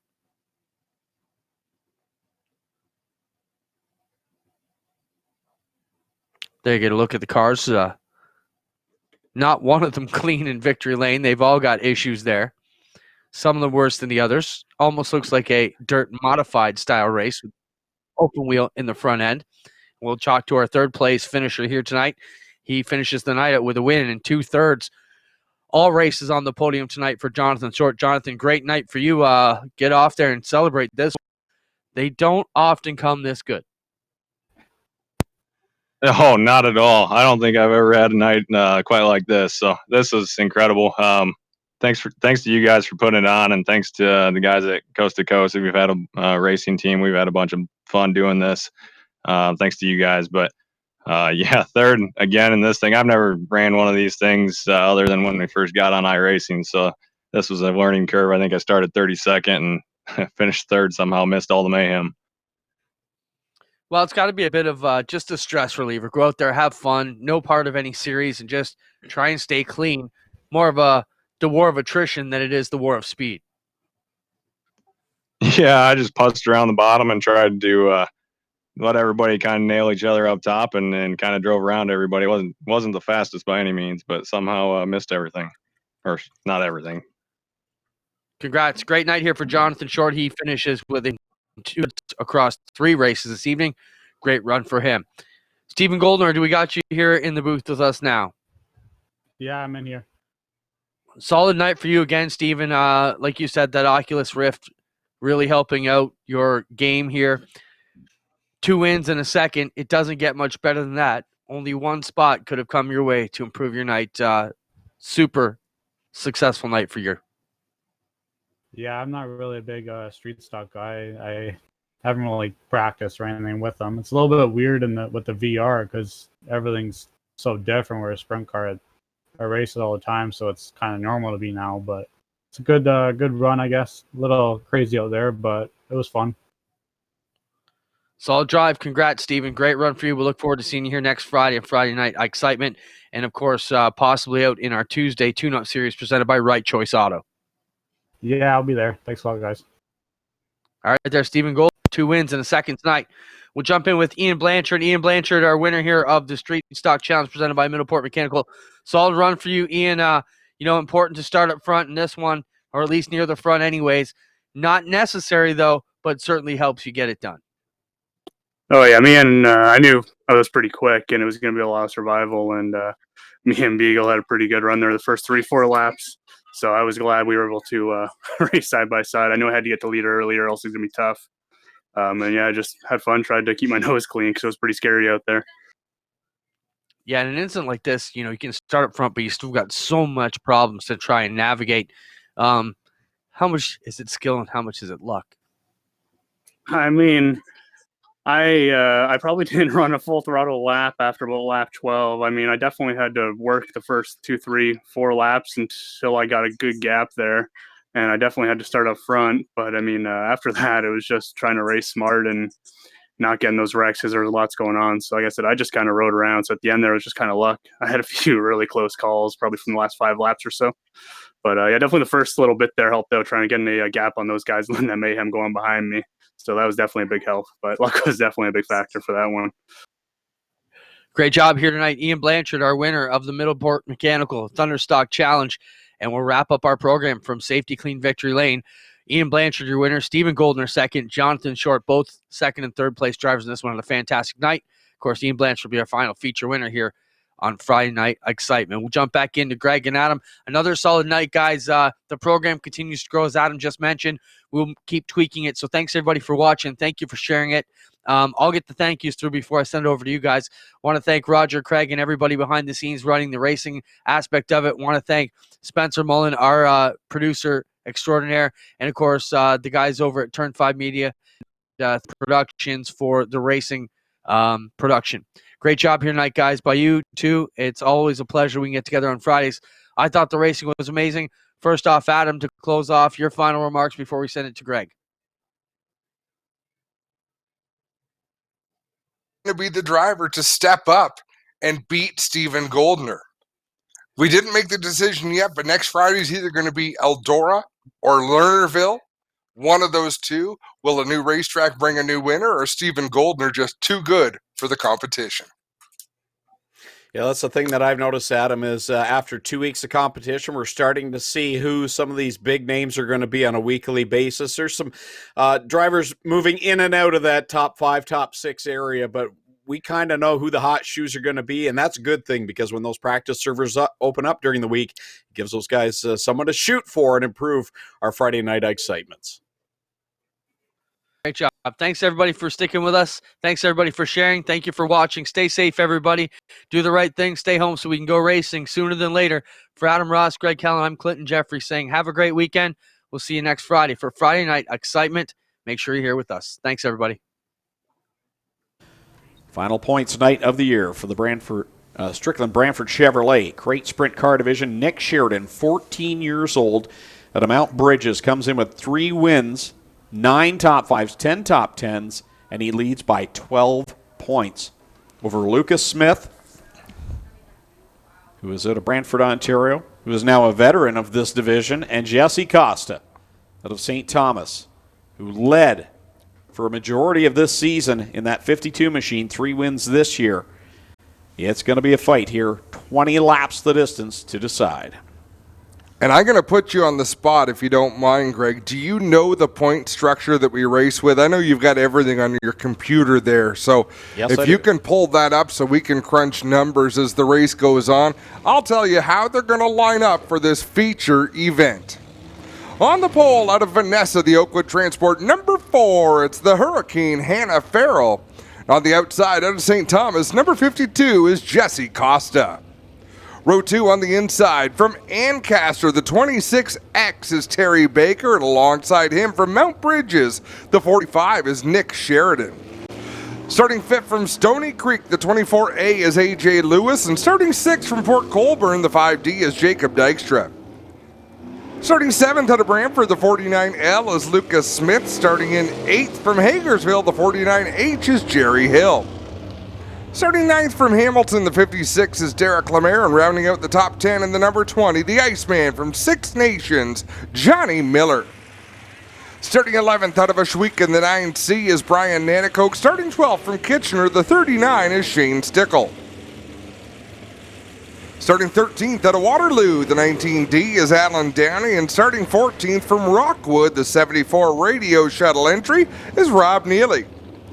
Starting 15th from Bimbrook, the 29 is Liam Martin. Starting 16th from Niagara Falls, the 70 is Bailey Hurd.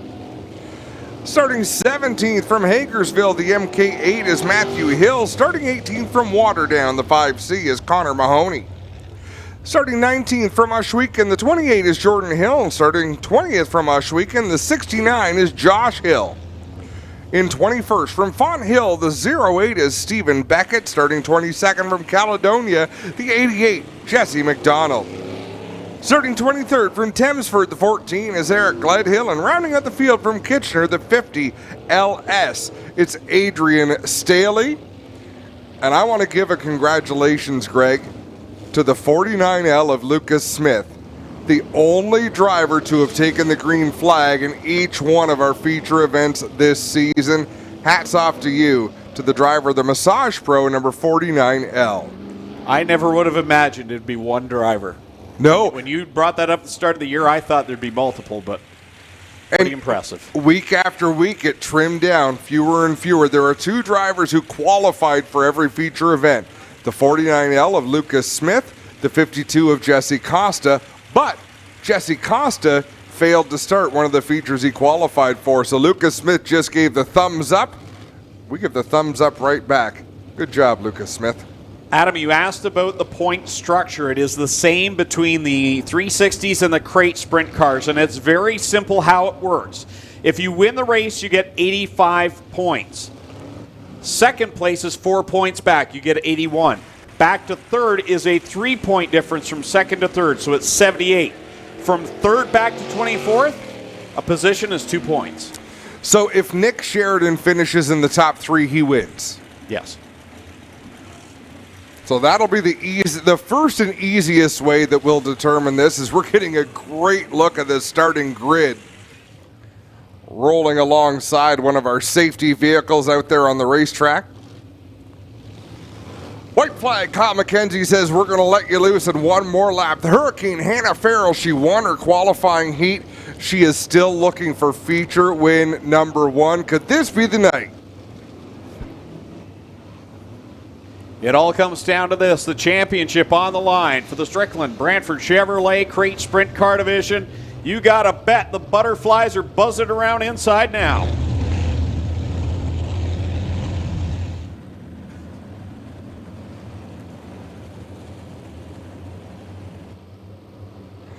Double green flags in the air. We are underway with the Strickland GMC Crate Sprint feature event. Bold move right off the bat by Nick Sheridan. Dropped down to the inside lane in that third position, trying to track down Jesse Costa and Hannah Farrell. He's right now where he wants to be, coming down to complete lap 1.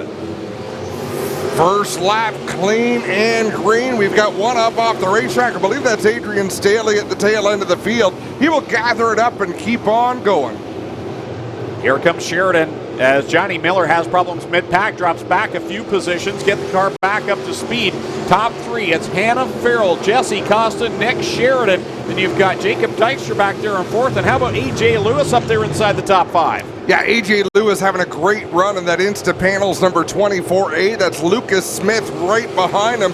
So all the players in the championship, our 3 contenders, are in the top 6 already. Hannah Farrell has been on fire as of late. She's been on the podium the last couple of weeks. She did have the rule infraction that bumped her off the podium in one of those races, but she's proved that she belongs up here in front. She's come oh so close in the past. Does not yet have that win. She's on track for it right now. Jacob Dykstra makes a pass on Nick Sheridan for the 3rd spot. Sheridan back to the bottom of the racetrack. He'll try to take it back, but no, Jacob Dykstra has the spot at the line. They work down the backstretch. The leader's already seeing lap traffic in front in that first lap car.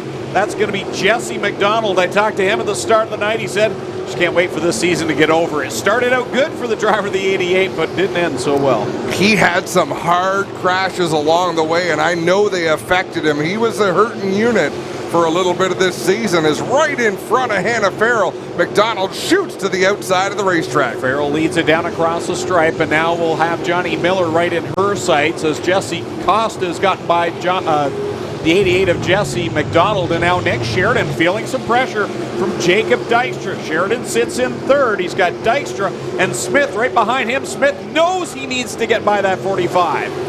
It's an important pass for Lucas Smith in that 49 machine as he heads to the outside of the racetrack. Hannah Farrell gets bottled up behind Johnny Miller. Here comes Jesse Costa. Yeah, that cost her a lot as Jesse Costa's right there in the back Nerf bar. Costa slings around the outside of Miller. Down into corner one they go with Hannah Farrell thick in traffic.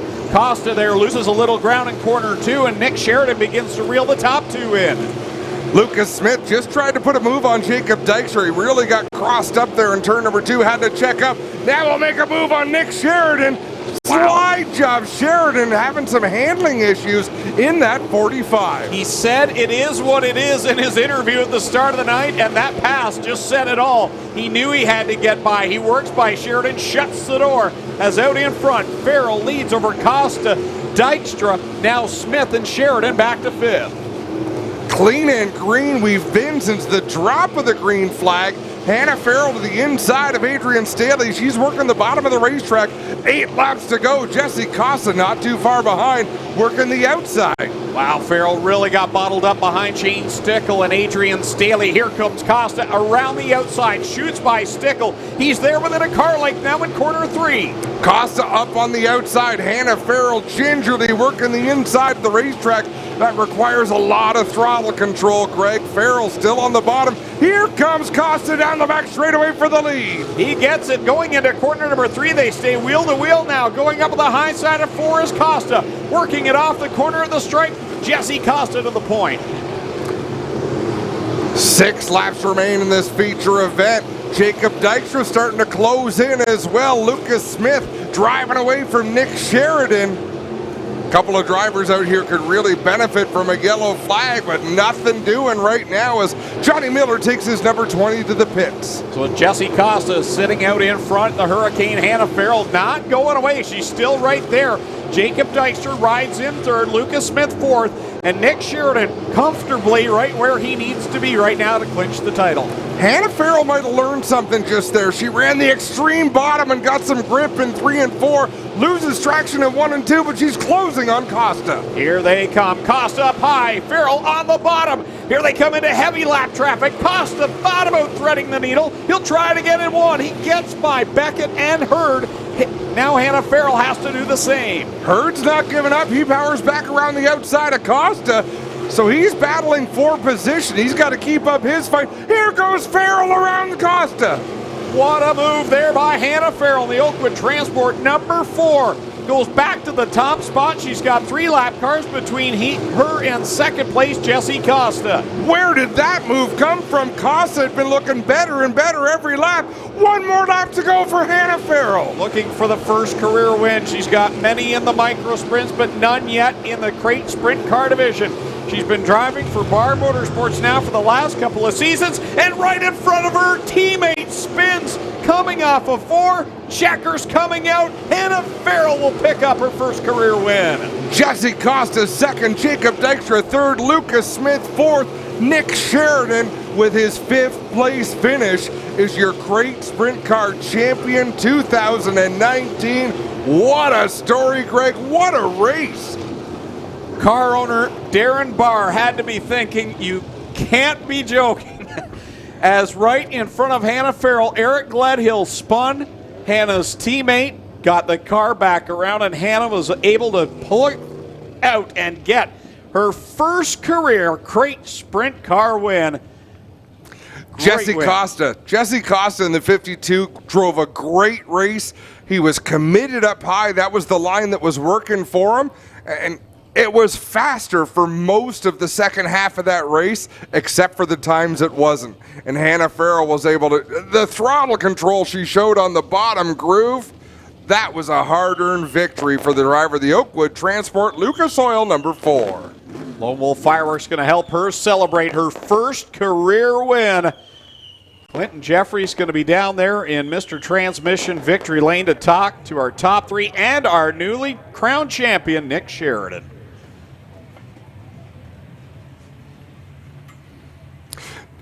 Tony Spiteri from Pinty's and the gang, they're going to head down to victory lane. How about a round of applause for Hannah Farrell?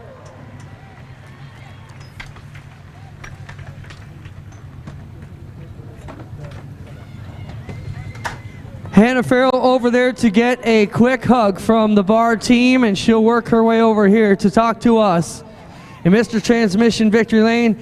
Hannah, what a run tonight. I mean, this is how you're supposed to do it. Constantly stepping up that ladder, up the podium to where it pays off in a win. Talk about what it means here to be Mr. Transmission Victory Lane on national television tonight. It means so much to be on Victory Lane here tonight.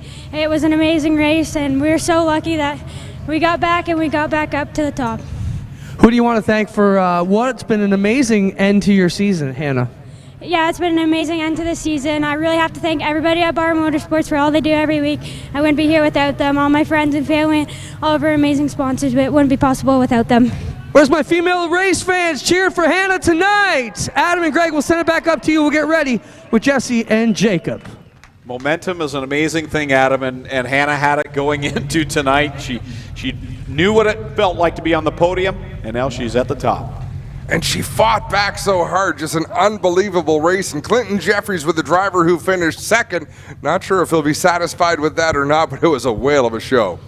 Jesse, safe to say last week's DNF cost you the championship here for the second year in a row. You were the leader for a majority of the season. How disappointing are you? Really disappointed, actually. 2 years in a row you lead it pretty much to the end and get it taken away. But, that's racing. Sometimes you have good luck, some days bad luck. We just got all the bad bounces, I guess, this year. But congratulations to Nick. He obviously ran amazing this year. Got to thank Best Safety Training and the Vanderbeest family, Castro Canada, Leach Performance for the awesome motor, Magnum Size, D&O Towing, Wells Foundry, Ron Genitello Property Maintenance, and Welders Millwrights. Can you take anything out of this, Jesse? A little bit of satisfaction knowing you won the race tonight. You've been fast all year for 2 years. You're the dominant car everybody's chasing. A bit of satisfaction in that? Obviously, it's good to know that you're a front runner, but we'll just take it into next year and go from there. Hopefully, we get a couple spots better. Jesse Costa, one of the dominant cars. Jacob, you had high hopes this year, a few times here in Mr. Transmission Victory Lane on the podium. Are you all right with your season results? I'm okay with it. We've had some pretty bad luck this year, wrecking cars, not finishing where we wanted to. But overall, I think it was a good year for everyone. Great to see her get her first win, and I'd just like to thank all my sponsors, A to Z Expediting, Epic, WeldStar, Caldwell Banker, Bubbles and More, Castro, Renway, Tim's Lawn Care, and I'd like to thank all my crew, like my dad, Ryan, Brian. It's confusing. But they all set this car up amazingly. I wouldn't be here without them. There you have it, guys. Top three in Victory Lane tonight. Hannah Farrell. And as we get set, we'll send it back up to you. We'll get ready to talk to the champion, at least unofficial champion, Nick Sheridan. We're going to head to a quick commercial break, and on the other side, our Strickland's GMC Sprint Car champion, Nick Sheridan. Back to MAV TV Canada, we are live with Nick Sheridan, the champion of the Strickland's GMC Crate Sprints with Clinton Jeffrey.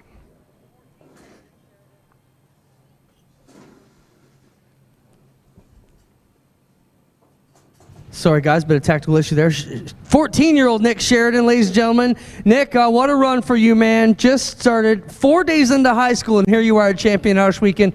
What does that mean, buddy? Clinton, I cannot believe it. I mean, if you would have told me at the beginning of this year we'd be sitting here right now as champions, I would have believed you. I would not have believed you at all. I mean, I can't believe it. I'm almost about to cry. I mean, our team's done so well this whole year. I mean, my crew chief, Rick Burt's done everything he could, and so has my dad, and we've been mixing together really well, and we got ourselves a championship. Congrats, Nick. We'll see you at the banquet. Here's your champion, ladies and gentlemen, Nick Sheridan, 14 years old in his rookie year.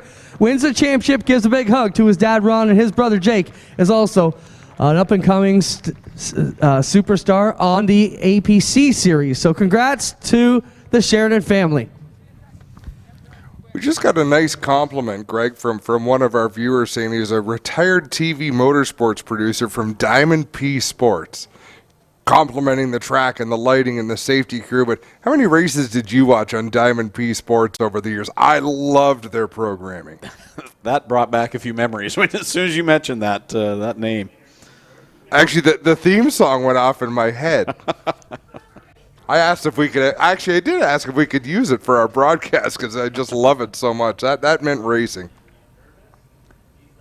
So things wrapping up down to Mr. Transmission Victory Lane for the Sheridan team, and we'll bring out the HRW Automotive Mini Stocks with their feature event. And this one is going to be interesting. The top two in points, tied. Dead heat, 937 points apiece. It's been two different ways of getting to the top of the pile, though. Kyle Wirt did it with wins, 5. And it seems when he didn't win, he had problems. On the other hand, Dusty DeBoer quietly has been very good, and he's just there every week. He has one feature win this year, but he's right there in the thick of it. And don't count out Tristan De Silva in that 0-1. He doesn't have a win, but he's been consistent. He's only 19 points back.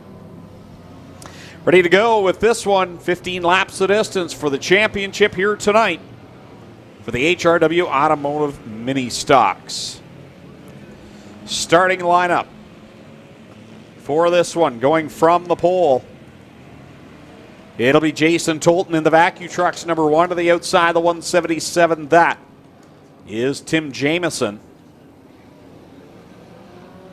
Back in row number 2, it's going to be the 360 of Kevin Thorne and the 69 of Rob Twitchett. Apologize, the two cars listed on the graphic, they're actually starting at the tail in this one. So back in row number 2, it's Kevin Thorne, Rob Twitchett. Row 3, the 54. That'll be Christopher French, and the 26 is Tim Newell. Row 4, that'll be Mike Sarantakos in the 6X, alongside Cole Hardy driving the 12 Junior tonight. In the 9th starting spot, Tim DeBoer in car number 9, alongside him, Paul Longboat in the 188 starts in 10th, going from 11th in car 11. That's Jeff Elslager, with Fabio Oliveri to his outside going in 12th. 13th starting position, Aiden Nye in the 88. 14th, tied for the point lead, the 19 of Kyle Wirt.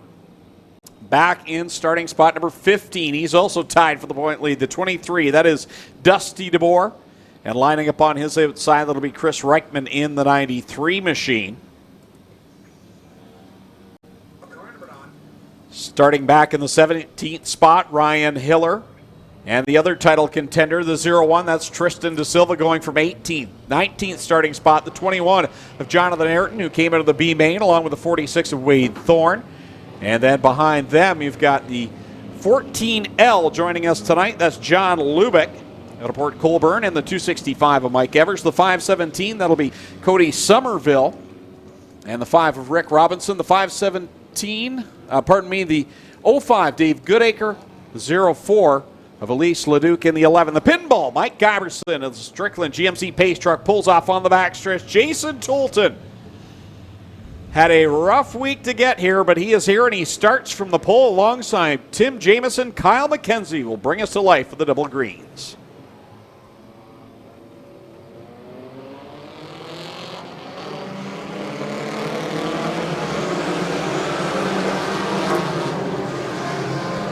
The field rumbles into turn number 1, 5 wide through the corners. Kyle Wirt, I saw him lift a little bit. He hesitated there at one point, but a pretty good start down into 3 at the front. Who's going to lead lap number 1? It's going to be Jason Tolton. That's got to be a good feeling after the week he has had, thinking he wouldn't even be here. Out in front, gets into Tim Jamieson, who takes a wild, hard hit into the hay bales in corner 2. That's a holy moly moment for Tim Jamieson, who heads up there. Nothing he could do there once you get up there airborne in turn number 2. Not much he could have done to avoid those hay bales out there, hopefully. As he looks like he gets the car into reverse. Now he's in drive. He's rocking it a little bit out there. He could be hung up on something.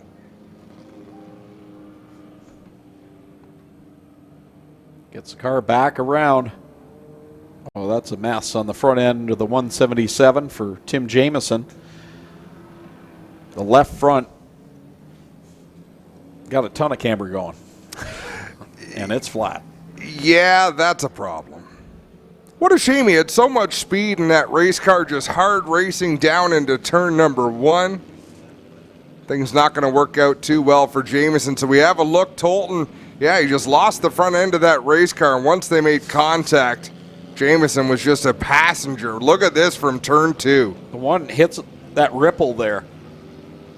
See a lighter patch of brown in the racing surface area. He hit that ripple. It upset the car, went up into Tim Jamieson. And I'll tell you what. I'll tell you what, it'd be a lighter patch of brown if I went for that ride. No, I won't. I actually won't. Now that I think of it, Greg, I won't tell you.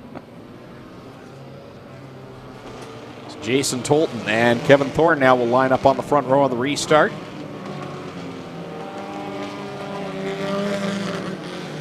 Everyone doubled up. Kevin Thorne on the inside in that Burger Barn 360. Then it's the Gaylor Equipment number 16 of Fabio Oliveri. The Timson Auto number 9 of Tim DeBoer on the outside of row number 2. Kyle Ward up into the top 10. He runs in the 9th position in that green and white number 19. He is tied for the lead in the points with the white and blue number 23, just a row behind, maybe 2 rows behind on the outside. Still a lot of racing yet to come. Green is out. Here comes Fabio Oliveri on that restart. Duck down low, trying to work to the inside of the Burger Barn 360 of Kevin Thorne. Tolton out in front, Oliveri into second. Here comes Tim DeBoer now to the inside of Kevin Thorne off of corner 2. Dusty DeBoer didn't get a great restart. In fact, there's Tristan De Silva in the 0-1, comes into this race third in points. As wow, Tim DeBoer piled it down into turn number 3. Without making contact, kind of rubbed Kevin Thorne out of the picture there as Fabio Oliveri into second.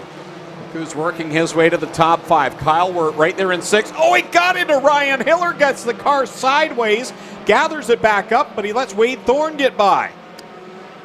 Kyle Wirt doesn't look really comfortable out there right now. He might have a tire gone down. He may have bigger problems than that at the moment. Right rear is down on the 19 of Kyle Wirt. Right front, I believe, is down as well. Both right side tires for Wirt as he takes it up the outside of the racetrack. He is slow on the track. Will this bring a yellow from race director Doug Leonard as Wirt rolls to a stop? He'll take another lap, and it looks like the caution flag will come out. So I believe Kyle, even if he gets it changed, he's going to be a lap down. Fabio Oliveri in the orange number 16 with a problem. He veers off into the pits. We don't have officials' radios on, but Clinton Jeffrey does. What's that? You've got an official radio on. Doug Leonard, our race director, is not a big fan of drivers stopping to bring out a yellow. Not sure if that changes on championship night as Kyle Wirt, both right side tires are flat on that number 19. I wouldn't say it changes on championship night. I would say that Kyle Wirt did a fantastic job of playing the game as it should be played there. With 2 right side tires, you have to figure the car's going to be slowed down to the point that he couldn't get. As you notice, when the yellow came out, he was still trying to move, was not just putting the car in driving away like there was never an issue. But the problem Kyle Wirt has now, guys, is he is running out of time. No guaranteed time, no courtesy laps. As soon as Doug Leonard has this lineup correct, we will go back to green flag racing, which could pose a huge problem for Kyle Wirt, who came into tonight, had bad luck about 2 weeks ago, put him in a dangerous position of losing it. And now Tolton in the number 1 heading to the pit area as well with 5 complete. Man, oh man. And even though we can't follow what's going on back in the pits, you know that there are numerous race teams right now working on that number 19 of Kyle Wirt. Quite often these drivers don't even know who's helping them change tires. So many people come in and take part to help things out. And we will watch turn number 3. That is the entrance to the racetrack from the pits. The white flag is out. Next time out of 4, they're going to go green. We'll watch up in turn 3 to watch for Kyle Wirt's number 19 to reappear. Now let's not forget, Kyle Wirt could have another shot here. If the yellow comes immediately out and we do not take a lap, he would still be on that lead lap. But the problem here for Wirt is time is ticking away and they are going. Now just to mention, he can come out as long as they have not completed the first lap. Even if he comes out at the tail end of it, he'll still be considered on that lead lap, guys. So he's got about 1 lap to get it together here before they complete that first lap under green. Well, we're not convinced he didn't already lose a lap on the racetrack if they counted the lap that he did not complete with a flat tire. So there is a lot to pay attention to here as we are back under green. And now Kevin Thorne doesn't come up to speed in the Burger Bar number 360 as he rockets through the middle of the pack. Now he seems to have it going again. And how about Tristan Da Silva? He's still in the thick of this. Look at Kyle Wirt. He's back out on track. And you know what? I almost think he should have waited and joined the tail. Well, no, because he had to get ahead of the leaders or he would have been a lap down. I thought Clint just said he had the entire lap to join and be on the back. He had that much time. He had another half a straightaway to get back on the racetrack, or it would have been a lap down situation for him. So Kyle Wirt needs a yellow in this race to rejoin the tail of the field. Dusty DeBoer runs in the 6th spot right now in that 23. So right now, for Tristan Da Silva and Dusty DeBoer, that white and orange 0-1, that's Tristan Da Silva. He's 3rd place in points. And the point leader unofficially right now is Dusty DeBoer in the blue and white 23. Well, he's right behind the 0-1. Essentially, if they're not within the top 3, those two, Tristan Da Silva needs to be 10 spots ahead of Dusty DeBoer to have a shot at this title. Oh, for sure. And they are halfway through 8 laps in, 7 laps to go in this mini stock feature event. We've seen them go without cautions before, Greg, but it's pretty rare. We normally get 2 or 3 yellows in these races. Cross flags on the field as Tim DeBoer leads over Jeff Elslager and Ryan Hiller, and often on championship nights. Oh, there goes Kyle Wirt around, spins on the back stretch, trying to get it back under control, and things just have gone bad to worse. This has been his whole last 3 weeks, essentially. It's been a time to forget for Kyle Wirt as he sits backwards on the racetrack. Doug Leonard, the race director, carefully looking over things. We are still under green at the moment. And now the yellow comes out. Just a precarious spot for Kyle Wirt to be parked in.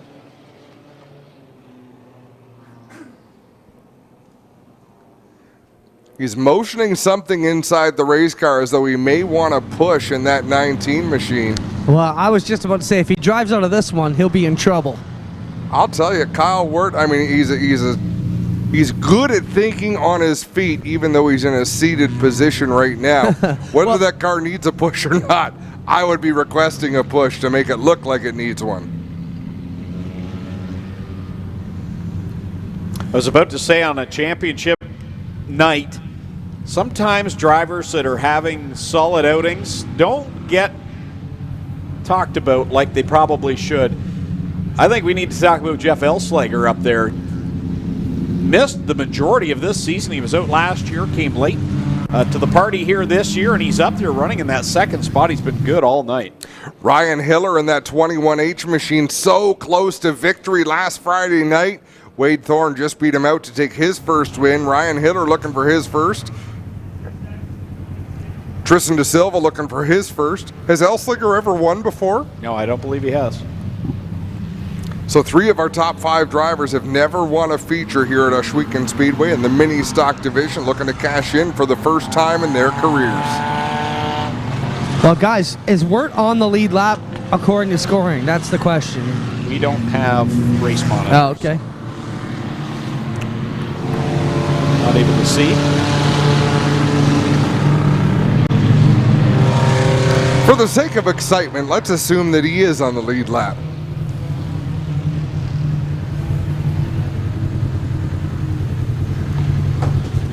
Down the back straightaway, Elslager on the inside.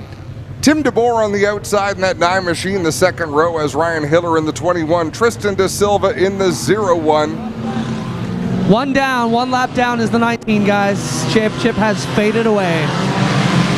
Well, still a lot of time left to come, and it's a hornet's nest at the front of this one. Reichman and DeBoer make a little bit of contact down the front straightaway towards turn number 1. DeBoer up on the top side, Elslager there in that 2nd position. Wade Thorne 3 wide with Ryan Hiller and Tristan Da Silva. And you said it, it's a hornet's nest right now. And if I'm Dusty DeBoer, I'm the one that's probably cringing the most because where he's at is perfect right now. Trouble in turn number 4. We got a couple of cars around. Newell in the 26, Guyverson in the number 11. As they work down the back straightaway, Guyverson gets that car turned around. Newell he's going to get going as well. It'll be 3 laps to go at the line. They're still 3 wide back in that 4th position with Thorne, Hiller, and Reichman all up there in the mix. Cole Hardy having a good outing in the Kelly Motorsports 12 Junior tonight. As here comes Dusty DeBoer right up behind him. And as hard as they're racing right in front of DeBoer, this is still anybody's championship. Tristan De Silva might not be in such a bad spot after all, as DeBoer is really watching them make some questionable moves ahead of him. Right now, De Silva would need to double that gap. He's 5 spots up on Dusty DeBoer. If he could do that somehow, if Dusty begins to drop back, he's still got a shot at it. DeBoer very patiently just riding right there in the thick of it. Kyle Wirt right up the back end of the 23. Not sure if he knows he's a lap down or not, but he sure is giving that car a drive. White flag. Oh, and the leader loses a wheel. The leader has lost a wheel in turn 2. Here goes Tristan De Silva. Looking for his first career win. The green flag is out. Now they're crashing in the backstretch. Oh, that could have been horrible. Checkered flag in the air. Tristan De Silva out of turn number 4. He'll take the win. Alslinger second, Hardy in third. Was DeBoer in that? No, DeBoer's out there. I'm sorry. DeBoer finishes 7th unofficially. Oh, 5th on the stripe. Geez, I'm all sorts of wrong. Tristan De Silva wins.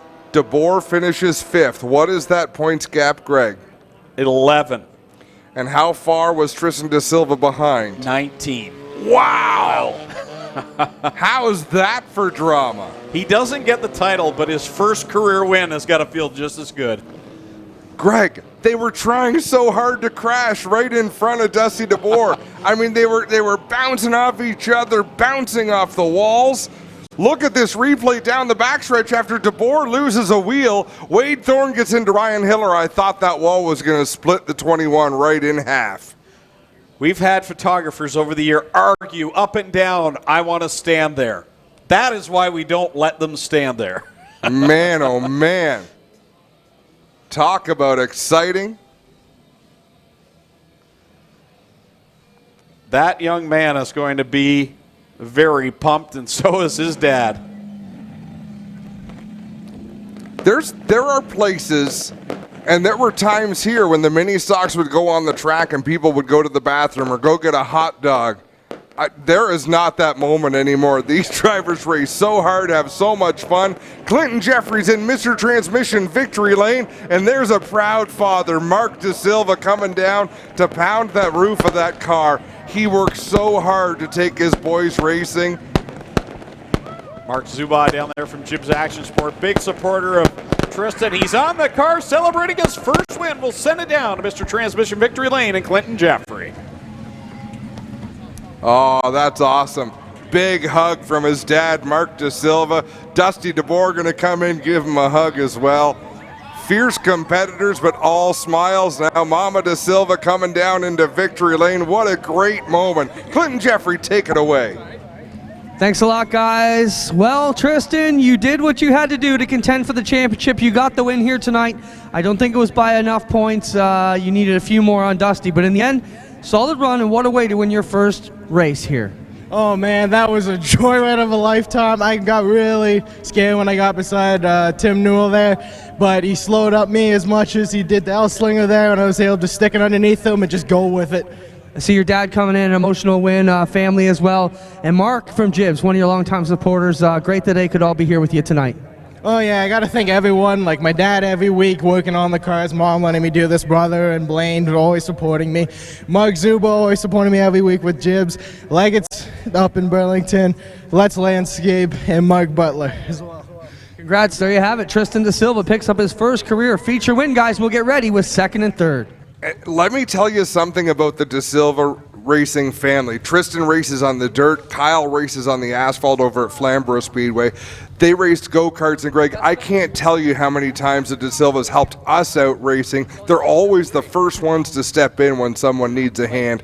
Great to see them have this celebration tonight as Clinton Jeffrey is joined by our runner-up finisher, heartbreaking final lap for Jeff Elslinger. Jeff, a solid run here today. Still something you can be pleased at to go into the off-season in our final race next week. Solid run for you. You almost had one there. Yeah, it was close. I don't know what happened to Tim, but man, I almost had it. But yeah, second's good for me. I mean, with the level of difficulty I've had all year, this is fantastic. Solid run, Jeff. We'll talk over here to Cole Hardy. Now, Cole, you decided to make Oshweekend your home after watching our banquet live stream last year and said, I want to be a part of the Oshweekend family. It's been great to have you here. You haven't had the luck you wanted to, but a solid finish here in this Kelly-owned machine. You know what? I've been coming here and watching, and last year we did the Art Hill, and that was great, so we decided to make it our home, and we battled all year. We had the nosedive incident on the first night. Yeah, we just battled all year, and Tony was happy enough to let us borrow the car for the final points night, and I guess it paid off. That last lap was really crazy, and I wasn't sure what was going to happen, but we just stuck it in there and made it on the podium. Good job, Cody. How about it? Your top three tonight, Tristan Da Silva, Jeff Eslinger, and Cole Hardy. Get it done. We'll bring you the champion coming up shortly, guys. Yeah, when we get back here on Old North Racing, powered by Pinty's, we'll talk with the HRW Automotive Mini Stock Champion, Dusty DeBoer. Back at Oshweekend Speedway, ready to talk to our champion in the HRW Automotive Mini Stock Division. This guy is no stranger to being a champion back when we had the Bomber Division. He was the champ there from 2013 to 2015, but his first ever Mini Stock Championship comes here tonight, and it wasn't by many points at all. Clinton Jeffrey will talk with him down in Mr. Transmission, Victory Lane. Well, here is, ladies and gentlemen, your HRW Automotive Mini Stock champion this year, Dusty DeBoer. Dusty, congrats, man. You've had a great season. You got to be real pleased to be in this one at the end. Solid drive. Yeah, the start of the year, the first MAV TV night, my car broke, and I didn't get to go out for the feature, and I was in a big hole, and the car was, I don't know, it works good in most conditions this year. We just made it a little better with the setup, and it just kept chipping away, and Kyle would reel off a couple of wins. He'd get ahead, and then I'd gain a bit chunks back when he'd have problems. And tonight, when I was just watching him ahead of me the first few laps, and then he had his tire go down, and he got back out. I saw him running ahead of the leaders, so I thought, okay, I can just take it easy here. And then we had that caution with 5 to go, and I didn't know if he was lapped or not, but all of a sudden, guys started just coming at me both sides, and it's like, oh, I'm just trying to baby it, and these guys are just going intense around me. And then Tim had a problem at the end, and that was disappointing. But then going around him, all of a sudden Kyle's passed me on the inside. I don't know if it was for position or not, but that psyched me out real bad. And it was I had enough run to beat him to the line anyways. But congratulations to Tristan on winning. He's been so close for a few times now, so that's good for him. If Kyle was lapped, then he'll be second in points. So that's good for him. This is awesome. I didn't think I'd be here, but yeah. This is, I don't know, it doesn't get better than this. There you have it. Dusty DeBoer, ladies and gentlemen, your 2019 HRW Automotive Champion. Adam, we have to talk about Kyle Wirt and congratulate him on a very solid year. Most wins in the division, and just the wheels fell off literally at the end of the season. You know, and that's the amazing thing about racing, Greg. That's why people come week in, week out. And I think I've told this story before, getting to listen to the late, great Robert Yates at a driver's meeting not too many years ago. But he said, as long as racing stays unpredictable, it'll still remain as popular as it needs to be healthy and successful. And that's what we see week in and week out. Who could possibly predict the things that could happen here? That's why the fans come out and pay the money to see the show. What a night. And yeah, Kyle Wirt, great season. Full handful of feature wins this year, and not quite enough to take home the championship. It only took one feature win to win a title. Is that what Dusty had this year, was one feature win, or do you have more? One feature win this year. And 5 for Kyle Wirt. It was a division of evenly spread wins as well. If I hadn't questioned myself right after I said that, I would have sounded really intelligent and informed, wouldn't I? Just go with it. I ruined it. Just go with it. I shouldn't let facts get in the way of telling a good story, and I did. 2 features still to go, and it's hard to think, can it get any better than what we've already seen in the first 2 features of the night? We've got the Cool Kids Ice and Water Core Pack Merchandising Sprint Cars next, followed by the Thunderstocks. Here's the question I pose as we're just about to take a commercial break. When we come back, it'll be the 360 Sprints. Hannah Farrell won her heat. Holly Porter won her heat. Hannah Farrell won her feature. Does Holly Porter come out here and win her first 360 feature event? We're going to find out right after this on MAV TV Canada. Two features remain. Up next, the Cool Kids Ice and Water Core Pack Merchandising Sprint Cars. Their feature lineup will go like this. Starting from the pole at a Sunnyvale, Texas, driver car number 15H, that'll be Sam Hayford-Teep Jr., a former winner of the Canadian Sprint Car Nationals. Rolling off second out of Tilsonburg in car number 13, that'll be Corey Turner. Back in row number 2 on the inside line, the point leader coming into tonight from Scotland, Ontario, D-Dubs, Dylan Westbrook in the 47X, and to his outside, the one of Holly Porter from Dorchester. Row number 3 on the inside, the 0, that's the Red Rocket, Jim Hoopinen, and Jake Brown in the Little Bend 110 starts 6th. Going from 7th, Holly Porter, heat race winner here tonight, goes from 7th, and going from 8th, out of Tilsonburg, car number 13, that will be Corey Turner. And my lineups are not the same as what is on the screen again.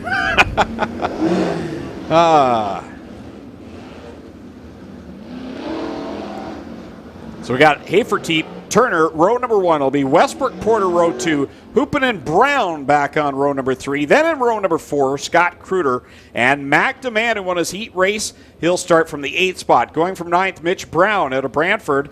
And to his outside, starting 10th, that'll be Steve Lyons, car number 9 out of Carlisle. Going from 11th from Beamsville, the 88H, Josh Hansen.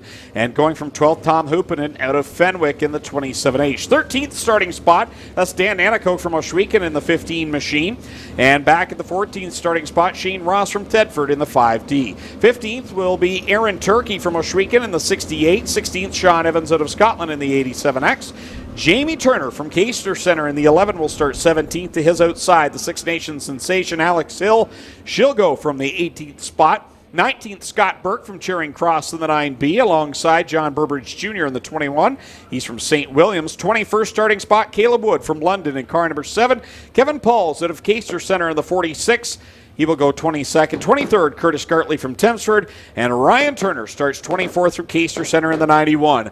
Ladies and gentlemen, they're 4 wide and fancy for you, the fans. This is the Cool Kids Ice and Water Core Pack Merchandising Sprint Car A Main.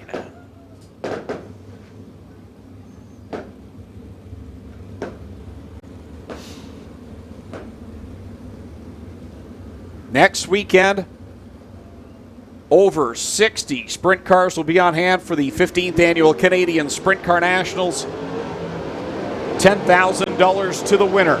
Our crown jewel event, ShweganSpeedway.com for advance reserve tickets. Top 5 rows are for sale. The rest general admission. It's going to be a barn burner as always. White flag goes on the field next time by. We're going green flag racing for the Cool Kids Ice and Water Core Pack Merchandising Sprint Cars.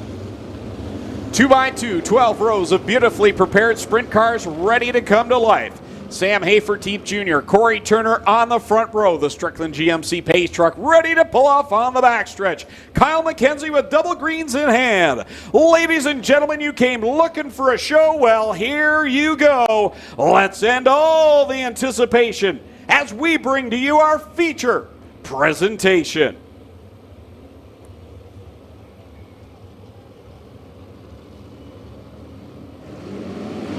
Sam Hayford-Teep brings them straight to the chalk line, creates the suspense and sends them into corner 1, will lead them off of 2. Dylan Westbrook with a good start, getting up to that second position. We watch for Mac Demand on the high side, trying to work his way into the top 5 here on this first lap. Hayford-Teep down into corner number 1 with D-Dubs right behind him. Corey Turner had problems in the hot laps, but that car was good in the heats. Here he is, duking it out with Dylan Westbrook. He's mathematically in the fight. Yeah, mathematically he is. It's a tall order if he's going to win this title, especially with Dylan Westbrook running as well as he is. How often do you see Westbrook working the bottom of the racetrack? But that's what he's chosen to do here in the early stages of the sprint car feature event.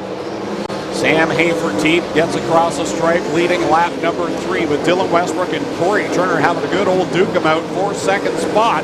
Jim Hoopinen riding back behind them in 4th. Scott Kruder in 5th. And Mac Demand, who's trying to catch D-Dubs in the points, he's back there in 6th.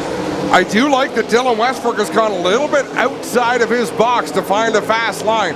Now he'll head up to the outside of the racetrack and try to close in on Sam Hayford-Teep. Back to the bottom in 3 and 4. Now remember, Adam, earlier on in the night, problems down the infield as Steve Lyons will pull his car number 9 into the pit, into the infield. Now troubles for Josh Hansen as he gets off track.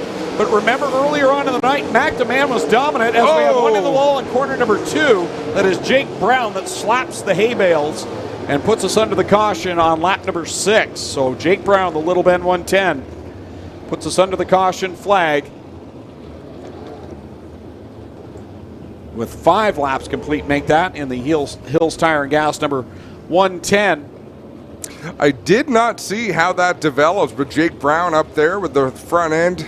I believe he just got up over the banking, and no replay we're being told, but I believe he just got up over the banking there in the corner and got up into the hay bales. Now, Adam, right before that happened, I was talking about McDeman, who in his qualifying heat was very strong, very solid, dominated, got the heat race win, and he beat out Sam Haferty and Dylan Westbrook. But in the redraw for the feature, he drew 8th, and he's already had some work to do. He's up to the 6th spot, but he needs to get up past that 47X to win the title. He's got some heavy hitters right in front to do that. The challenge here for McDeman is this is not really a McDeman type racetrack. Where McDeman shines is on a track that takes a lot of nerve to be fast. What I think it takes tonight to be fast is a lot of finesse behind the wheel. I'm not saying Mac doesn't have finesse, but on a track where you really got to be gutty, some intestinal fortitude, that's where he really shines. Clinton Jeffrey is on the scene, and what do you got up there, Clint? Well, you can see the tie rod has snapped up here. The torsion stops are a mess here for Jake Brown. And that right front should not be turned over, Adam. But the problem they've got here is the axle is still all in good condition, but the radius rods, and what I mean by that, and I'm just trying to stay away as the tow truck picks it up. This bar right here should be straight, coming straight down to the front axle. It is pushed and wedged all the way up here underneath his front wing, as you can see. So the bars are broken here on the Brown machine. Here's the other one busted. So they're going to have to work on both those right side torsion, or radius rods, I should say, and the torsion stops out of place too. They have asked for the 2 minutes. I don't think they're going to be able to get it done in 2 minutes, but we'll give them their time anyways. You know, Haley Isabel Thompson just sent me a note, and she makes a great point. Got to give Jordan Hill, Glenn Stiers a big round of applause. Even Haley had her hand in working this racetrack over the last 6 days. They did a great job, Greg. This is in prime shape next weekend with 60 sprint cars in attendance. This is what you want. Smooth and wide. Doesn't matter if it's tacky, doesn't matter if it's slick. You want it to be smooth and wide when you have big events like Championship Night and, of course, Canadian Sprint Car Nationals next weekend. And that was kind of going to be my counterpoint to your thought on McDeman. Yes, he is good when that track surface takes a little bit extra nerve to get around. But Mac is also excellent when that extreme top line is available, and it's been there all night long. So although it's not exactly a McDeman track, he still does like it up top. He's good up there, and he can make it work. That's what he did in the qualifying heat. So I don't think he's totally out of it just yet. But by no stretch. But to get by Scott Kruder, Jim Hoopinen, Corey Turner, and then Dylan Westbrook, that's going to take some work, and it's going to be exciting to watch here in the next 15 laps. Well, guys, I got Steve Lyons here in the infield. Steve, you look so good in your qualifying heat. What took the 9 out of this feature? Something's up with the motor. It just it just lost power coming down the front straight, and it shuddered a little bit, so I shut her down and came in. So we're not sure what's up, but something happened with the motor. All right, there you have it from Steve Lyons, who was last year's fastest Canadian, I believe, at the Nationals, or at least one of the recent years, ran really good in time trials in that gorgeous Nitro 54 number 9. But Steve Lyons out of this one, guys. And of course, Steve Lyons, also the owner of Creative Edge Signs and Graphics. He has designed a number of the race cars here at the racetrack and put the vinyl on them as we are into the 2-minute work period for Jake Brown. I'm trying to look around on that warm-up track way in the back. Don't see any activity I see back there right now is just Thunderstocks getting ready for their feature event. Yeah, guys, there was so much damage on there, it would be very difficult for them to get it back together in the allotted time. Not impossible, but difficult for them to get it done. They needed a whole bunch of nuts and bolts taken on and off that car quickly to get them back out here. But the Brown crew has the talent. Do they got the help back there? That's the question. You know, and that's the big thing. You need a lot of capable hands. We're going to take a quick break here on MAV TV Canada. You're watching All North Racing, powered by Pinty's. Back at Ohsweken Speedway as the 360 sprint car A-Main continues on with 6 laps up on the scoreboard. Sam Haferteeth leads as they continue to duke it out behind him. It's Dylan Westbrook back to second, but Corey Turner digging back on the inside line, and Mac DeMance making a charge. He picked off Kruder. He just threw a big Hail Mary into turn 3, managed to make it stick, so Mac DeMan's working every groove he can on the racetrack. He's within 2 positions of Dylan Westbrook. Here he comes around Jim Hoopin, and he can see Dylan Westbrook. And for Mac DeMan, all he needs to do is finish 1 spot ahead of D-Dubs to at least tie him. Now, once you get into the top 3, the points separate a little bit, but interesting stuff going on right now between the top 2. And Corey Turner giving Dylan Westbrook all he can handle. Now Westbrook makes the pass. Turner back to 3rd. I was watching, I don't know what the hell I was watching. I was mistaken there. Here comes the battle for the 3rd spot and the possible point lead as Mac DeMan working the high side, trying to get by Dylan Westbrook. Turner gets by him the lap before. Now Mac DeMan trying to reel him in. Westbrook down at the bottom, trying to gain ground on Turner as Mac DeMan goes off the edge of the racetrack. Manages to keep the same position, but loses some valuable ground to Westbrook. Out in front, Sam Haferteeth is straight away ahead of Corey Turner. Dylan Westbrook back there in the 3rd spot. Mac DeMan charging, driving so hard behind him. He can see the point leader right in front. I think if Westbrook could clear Corey Turner, he could probably drive away a little bit, but he's just not able to win that battle. That allows Mac DeMan to stay right on his heels. Corey Turner having a whale of a run here tonight, probably wishing Sam Haferteeth hadn't made the visit here this evening, because that 13 machine has a win this year, but hasn't looked this strong in a long time. No, we got 1 in trouble up in 3 and 4 right in front of the leader. That was Alex Hill. She manages to keep it on the racetrack, but now things have settled down there in 2nd, 3rd, and 4th. Corey Turner is there. D-Dubs about 4 car lengths back, another 3 back to Mac DeMan as they're working some lap traffic. DeMan draws a little bit closer that time with 5 laps left to go. Mac DeMan just can't get the power down. He's driving into the turns better, but Dylan Westbrook is getting through the middle better than the 17X. The leader works off of corner 4. Sam Haferteeth Jr. leads with 4 laps left to go. Straight away back to Corey Turner, then 2 car lengths back to Dylan Westbrook, and Mac DeMan another 4 back behind him. Westbrook closing in once again on Corey Turner, which may or may not be a good thing for him, because if he varies his line, he could be in trouble. Westbrook off the racetrack. Here comes DeMan. Wow, that was lucky for Dylan Westbrook that Mac DeMan didn't get by. They both had problems in the corner. So they work it through corner number 2. This time by, it's going to be 2 laps left to go for Sam Haferteeth Jr. Haferteeth out in front all by himself, but all eyes are on the 47X of Dylan Westbrook, the 17X of Mac DeMan. Here they go through to corners 1 and 2. Corey Turner still holding down 2nd. Dylan Westbrook in that 3rd spot. White flag coming out for the leader at the line now. 2nd place coming off of corner 4. 1 going up high. That was Mac DeMan. He loses a lot of ground that time to Dylan Westbrook. Mac DeMan just threw an absolute bomb into turn 3. Couldn't quite hang on to the cushion there. Checkered flag for Sam Haferteeth. Coming across the line in 2nd, Corey Turner. 3rd, your champion, Dylan Westbrook. 4th with a valiant effort, Mac DeMan. And 5th will be Jim Hoopinen. You cannot try harder than Mac DeMan just did in that 17X. He put that car everywhere on the racetrack. Dylan Westbrook did everything he had to do to win the title. They pull up alongside. I'm sure it is thumbs up all around. Dylan Westbrook three-peats for the title, becomes the first driver to do so since track owner and Wall of Famer Glenn Stiers. Dylan Westbrook has had a history-making year. Of course, that stat you just mentioned, Adam, first three-time three-peat in the championship since Glenn Stiers did it. He also surpassed Glenn in most career 360 feature wins here at Ohsweken Speedway.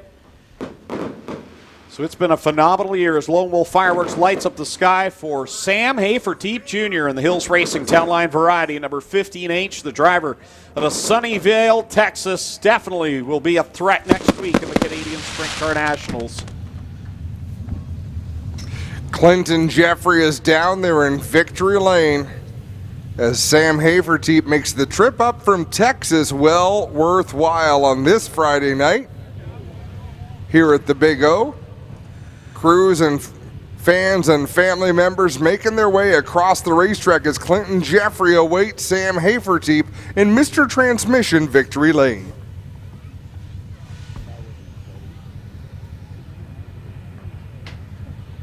Let's go. Come on, Sam, we're on road TV, buddy.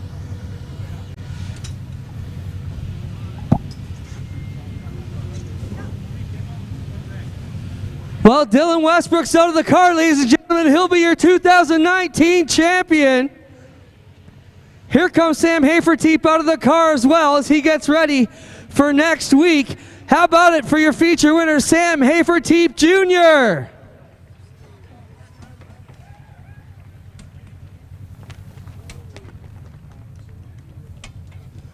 Thunderstock feature still to come to figure things out here.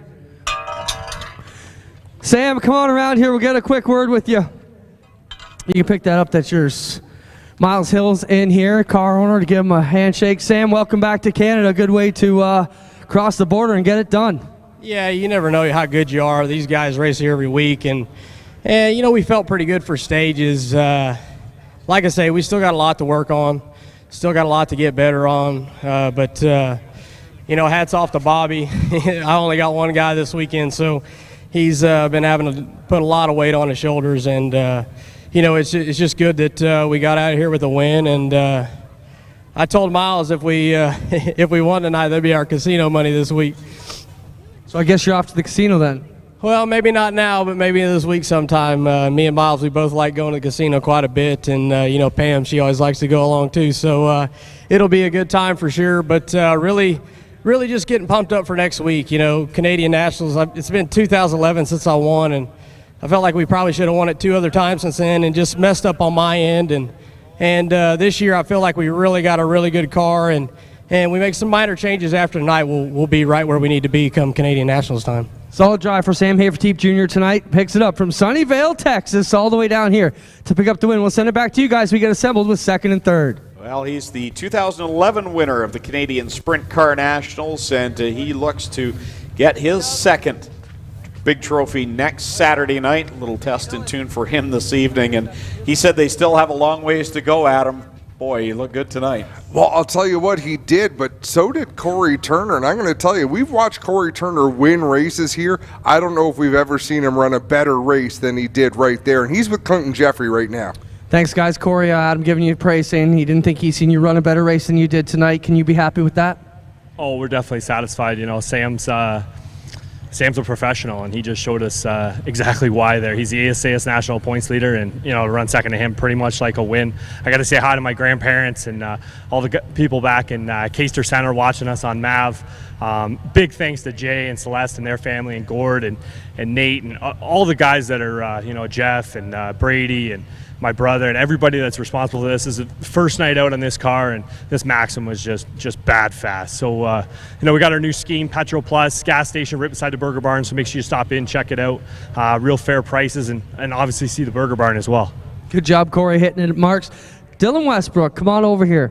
3-time champion, the winningest driver in the 360 division here at Oshweekend.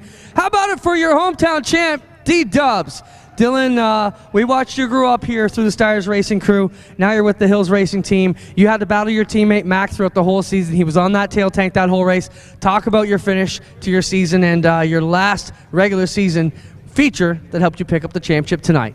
All season we've been really good. Had a couple of little problems throughout it, but made our way through that. Now we were doing really good in that race. We had a good setup. It was just really hard to. There's a lot of moves I would have normally made in a regular race, but I just knew I had to make sure I didn't do anything dumb, mess up, and seen Mac get pretty close to me there, so I had to get back on it. But yeah, really great season. All right, I'm getting out of here because you're about to get a shower. Dylan Westbrook, your champion. and I wouldn't let them spray it while we were here. Up to you guys as we get set to go. I believe we'll take a quick break and come back here with the Thunderstocks live from Mr. Transmission Victory Lane on Old North Racing, powered by Pinty's, here on MAV TV Canada. Middleport Mechanical Thunderstocks. Starting on the pole out of Brantford, the 13 is Casey Huffman outside row number 1. And that is not right at all. We can tell you who they tell us is going to be on the pole, but we're going to wait until they roll, and I'll give you the starting lineup as they come on by. I do want to tell you a bit of a story, though. Car number 1 is out of Brantford. Chris Dickey making his final career start at Ashwegan Speedway. He is hanging up the helmet. Here's the starting lineup. Chris Dickey going to start on the pole in that number 1. Outside of him, it's Mark Bazine in the 21X. Row 2 on the inside, Go Fast People in the number 11. Alongside him, it's Adam Plazik in the 41. Row 3 on the inside, Blake Bomberry is in the 24. The 6F is Jeff Rulifs. 6R rather is Jeff Rulifs. The 38 is Frank Turkey. Alongside him in the Burger Barn 55, it's Ricky Bobby Mike Thorne.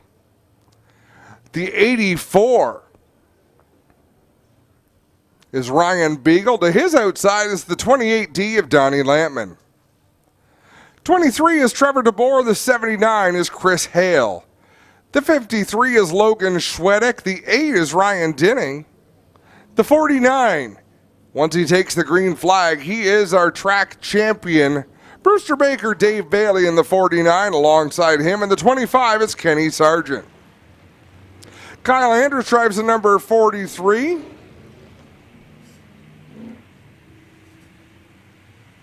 Alongside him is the number 29 of Robbie General. The 32 is Mark Fawcett. The 40 is Jay Liverance. The 40 is Derek Liverance. Jim Lampman drives the 28. The 37 is Rob Hoskins. The 327 is Trevor Jones. Gord Grant in the 5G. The 07 is Brian Bichetti. And the 13 is Casey Huffman. Double green flags, and we are underway.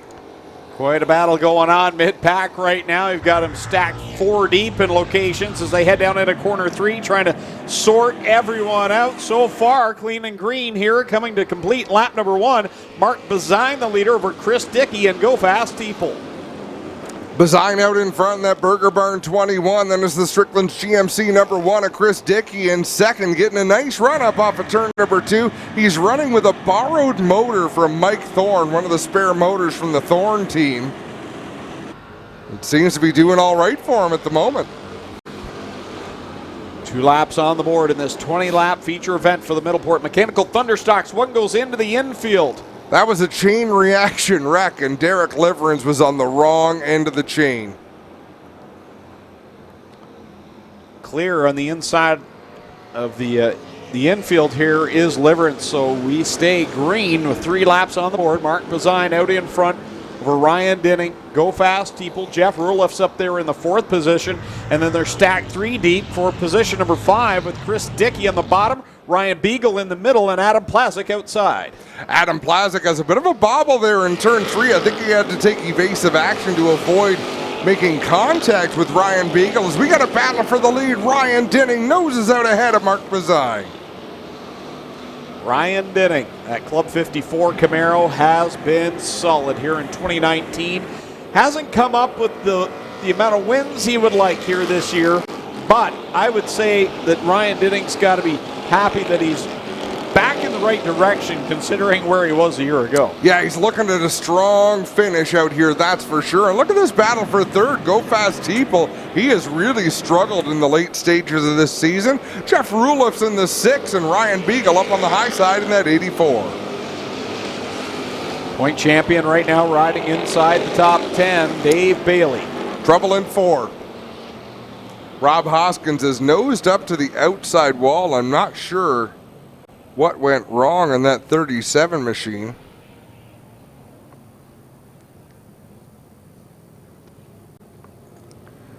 So I want to share some of what Chris Dickey said with us about his career at Ashwegan Speedway and how things got started.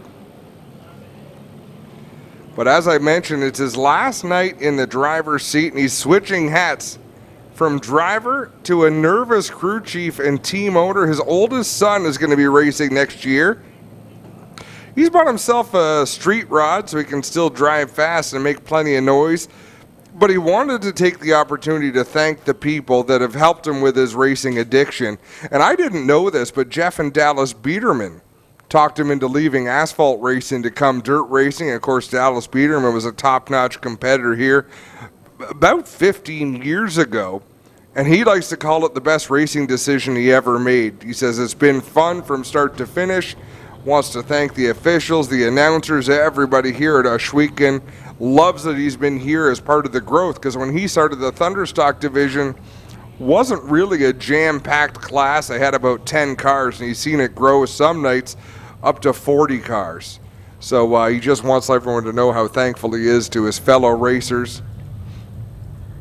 Even makes some comments about Mikey Thorne and how he'll always be the chubby kid who wears his shirt in the pool in Cuba. So Mikey Thorne is a full-grown adult now, but he said, make sure you mention the part about chubby Mike Thorne in the pool. I won't go into the rest, but Chris Dickey is one of the characters. He's a fun guy to be around, and we wish him all the best. Yeah, when I read that, I had no idea it was the Biedermans that got him hooked on Ohsweken Speedway. Sad to hear that he won't be competing, but still be around. That's the main thing. We should give him a hard time and say, look, Jim Lampman has like 7 cars here, and his son drives one of them, so Chris just needs to grow his fleet a little bit. Ryan Dinning in the 8 machine, Mark Bazine in the 21. They're going to lead the way back to the green flag. 6 laps are complete. 20 laps is the distance. Ryan Dinning back to the fun pedal, leads him down into corner number 1 with Mark Bazine in tow, and then they're stacked up behind him. Jeff Roloff's working that outside line. That 6R is working well tonight. Yeah, really impressive drive by Jeff Roloff as he's hanging in there, really moving forward here as he works the outside of Bazine. Off at turn number 4 as they'll touch on the front stretch. Jeff, one of those drivers from down in the Chatham, Ontario region, and it was announced this week that Southern Ontario Motor Speedway will be closed for the remainder of the year after their fire that took place down there a couple of weeks. So bad news down there for all those fans. We're thinking about those fans and competitors that don't have a home track to race on the rest of the year, but good to see some of their regulars coming up and joining us here tonight and last week as well. A devastating fire as Ryan Beagle's driving it deep into the corners, but Jeff Roloff's still with that preferred outside groove, able to make the run on the high side and stay ahead of the 84. Behind them, it's really bottling things up as now Beagle will clear the 6R, and so will the 25 of Ken Sargent. If Ryan Dinning had a rear view mirror, he would love what he's seeing right now, because it's a lot of beating and banging, some good hard racing behind him, and he's been able to stretch the lead out here coming to the cross flags. Dinning in the Club 54 Camaro leads the way over his teammate Ken Sargent. Halfway through, 10 laps down, 10 laps to go in this Thunderstock feature event, and here comes Dave Bailey making the move on Ryan Beagle for 3rd. So Dinning works it off of corner 4, completing lap number 11. Then it's Sargent and Bailey, 2nd and 3rd. Ryan Beagle riding back and forth. 5th right now is that number 23 machine of Trevor DeBoer, 2nd place in points coming into tonight. Jeff Roloff's in the 6th, back to the 6th spot. Logan Schwedek running in 7th. 8th, Mark Bazine, who led for a time here tonight. 9th, his teammate Mike Thorne. And 10th, Go Fast Teeple. 11th right now, Adam Plazik. 12th is Mark Fawcett. Looks like 13th is Christopher Hale. Frank Turkey right behind him in 14th. 15th, Chris Dickey. 16th is Blake Bomberry. And back in the 17th spot. Who's it tonight? Oh, it's Brian Pachetti. That's right. Haven't seen him in a long time here, but behind the wheel of the 07 here tonight. 18th is Kathleen Lampman, or nope, that's Donnie Lampman. Robbie General, maybe. Oh, sorry. Yeah, I had to look twice on the starting grid. Who's driving that 29 this time? Dinning is under attack from Dave Bailey in the 49. It's a 3-car battle at the front of the field with just over 5 laps to go. Yeah, and that time that I did the field rundown, Dave Bailey worked his way up there to compete with Ryan Denning, and Ryan had a sizable lead going on, and now he's got to look and say, oh, it's him again. He raced him very politely last week, his battle with Dave Bailey for that win. He's running in on the bottom of the racetrack, and I think if Denning can get those left side tires down in the moisture at the bottom, he can get a good run here as laps wind down in this one. Dave's got the championship locked up. So tonight, does Ryan rethink it if he has the chance? Turn him. Come on, Denning, you got a front bumper for a reason. Bailey leads down the backstretch over Denning, Sargent, DeBoer, and Ryan Beagle. The top 6 have broken away. Logan Schwedek's in that mix as well. I really like this line Denning's running. He slowed down a little bit to go even faster when he can get those left side tires down in the moisture. The clay is a lot tackier where it hasn't been dried out from all this racing. It'll be 2 laps to go this time for Dave Bailey. Got to give a mention out to Mike Thorne, who's done a nice job to come up. Oh, that was close for the race leaders. His lap car. Trevor Jones pulls into the infield. But Mike Thorne started deep in this one. He's running up in the 8th spot. This has been a year he'd like to forget, I think. But having a good solid outing in that number 55 Burger Barn machine. One slower car for these leaders to overtake. White flag is out, 1 more lap to go. And with the line Robbie Generals running, that may not do any favors for Ryan Denning. You know, that bottled things up, and that allows Ken Sargent now to drop even to Ryan Denning as they go into 3. Your champion sails through 3 and 4, and he's going to cap it off with 1 more win. Dave Bailey goes to Mr. Transmission victory lane, and Ken Sargent gets by Ryan Denning at the line. Put Denning back to 3rd. It'll be Trevor DeBoer and Ryan Beagle, your top 5. Logan Schwedek, 6th, 7th. Jeff Roloff's 8th will be Mike Thorne. 9th, I believe, will be Mark Bazine, and Mark Fawcett, I believe, will be rounding out the top 10. In the Middleport Mechanical Thunderstock division, Dave Bailey, he is so smooth, so good. He caps off a championship with a win here tonight. And how about all of our drivers in all of our divisions? We had full fields in every class. It is 10:35 in the PM, Greg, and we have concluded the program. We've got a victory lane celebration yet to go as Lone Wolf fireworks lighting up the sky. But great job by all of our drivers tonight in putting on a phenomenal show. Clinton Jeffries in victory lane, Mr. Transmission victory lane, to chat with our winners. Well, Dave Bailey will work to get his gear off here. And we'll get in to have a word with him as Tony Spiteri from Pinty's comes in to shake his hand as the 2019 and multi-time champion here of the Thunderstocks in the Middleport Mechanical Division. Works on getting off, and we'll get him out here quickly to have a word with us as Ken Sargent comes over and gives the champion some congratulations. He drives that Jibs Queenston Chev Olds machine. Here he comes out. How about a big Ohsweken Speedway Mr. Transmission victory lane welcome for Dave Bailey.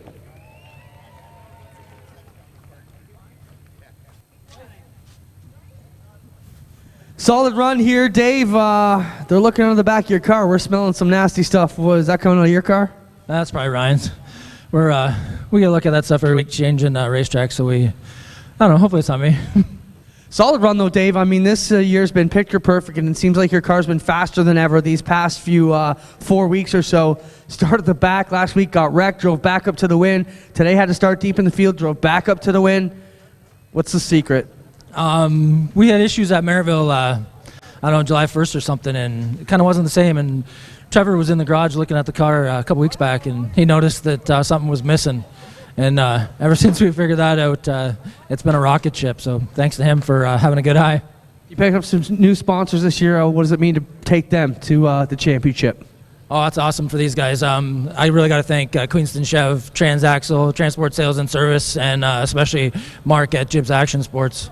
And thanks to Mav TV for putting this deal on tonight. It's awesome. And Tony with Pinty's, thanks. It's awesome that we get to do this on live TV.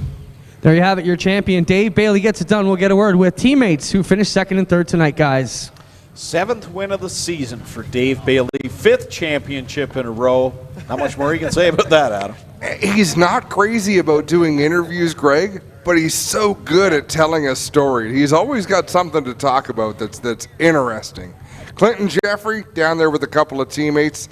We want to know why Ryan Denning didn't put the bumper to Dave Bailey, since he knew he'd already won the championship. But you're going to talk to Kenny Sargent first. Ryan's laughing down here. You got a second to think about your answer there, but not Ryan. First off, guys, let's send out a shout out to Coop, who's watching at home, and he's got to be real proud of his team here tonight. You guys finishing 2nd and 3rd. Great run, Kenny. What's your thoughts? You know what? First and foremost, it is all about Coop. All our thoughts are with him. You know, he's having some health issues, and as a team effort, and I'm just glad that Ryan and I can put both the Club 54 cars on the podium. And you know what? It's been a great season. I love the track. I love the fans. I love everybody here. Thanks for coming out, and we'll see you next week for the end of the year. All right, there you have from Ken Sargent. His teammate Ryan, first obvious question Adam wants to know, why would you not put the bumper to him? He's already champion. If you're going to do it, this was your free pass, Denning. I don't know. He used it pretty good when he got around me, but one of these days I think I'm going to have to again to win one of these things. I don't know what else to do. Solid drive though, Ryan. You got to be pleased. Oh yeah, I'm pleased. Too bad the lap car got in there and gave second away to Kenny, but it's good that we're both up here on the pad. So a good night all the way around. You really had your game together too, Ryan Denning. How about for our top 3 tonight? Dave Bailey wins the feature in the championship. Ken Sargent 2nd, Ryan Denning 3rd for the Club 54 team. That's it, guys. Don't forget, Canadian Sprint Car Nationals next Saturday, live here on MAV TV Canada, powered by Pinty's and presented by Mr. Transmission. Are you ready for this, guys? It's going to be amazing. 7 p.m. next Saturday for the Canadian Sprint Car Nationals. That's it for Mr. Transmission Victory Lane. Great night here at I-Xcitement, guys. We celebrate the champions here at I-Xcitement Speedway. Dylan Westbrook in the 360 sprints. Nick Sheridan in the crate sprint division. Dave Bailey here in the Thunderstock division. And in the mini stocks, Dusty DeBoer. Dave Bailey, Greg, think about this. 5th straight championship. Nick Sheridan was in grade 4 when Bailey's championship streak started. Amazing night, amazing stories at I-Xcitement Speedway here on All North Racing, powered by Pinty's. Thanks for watching.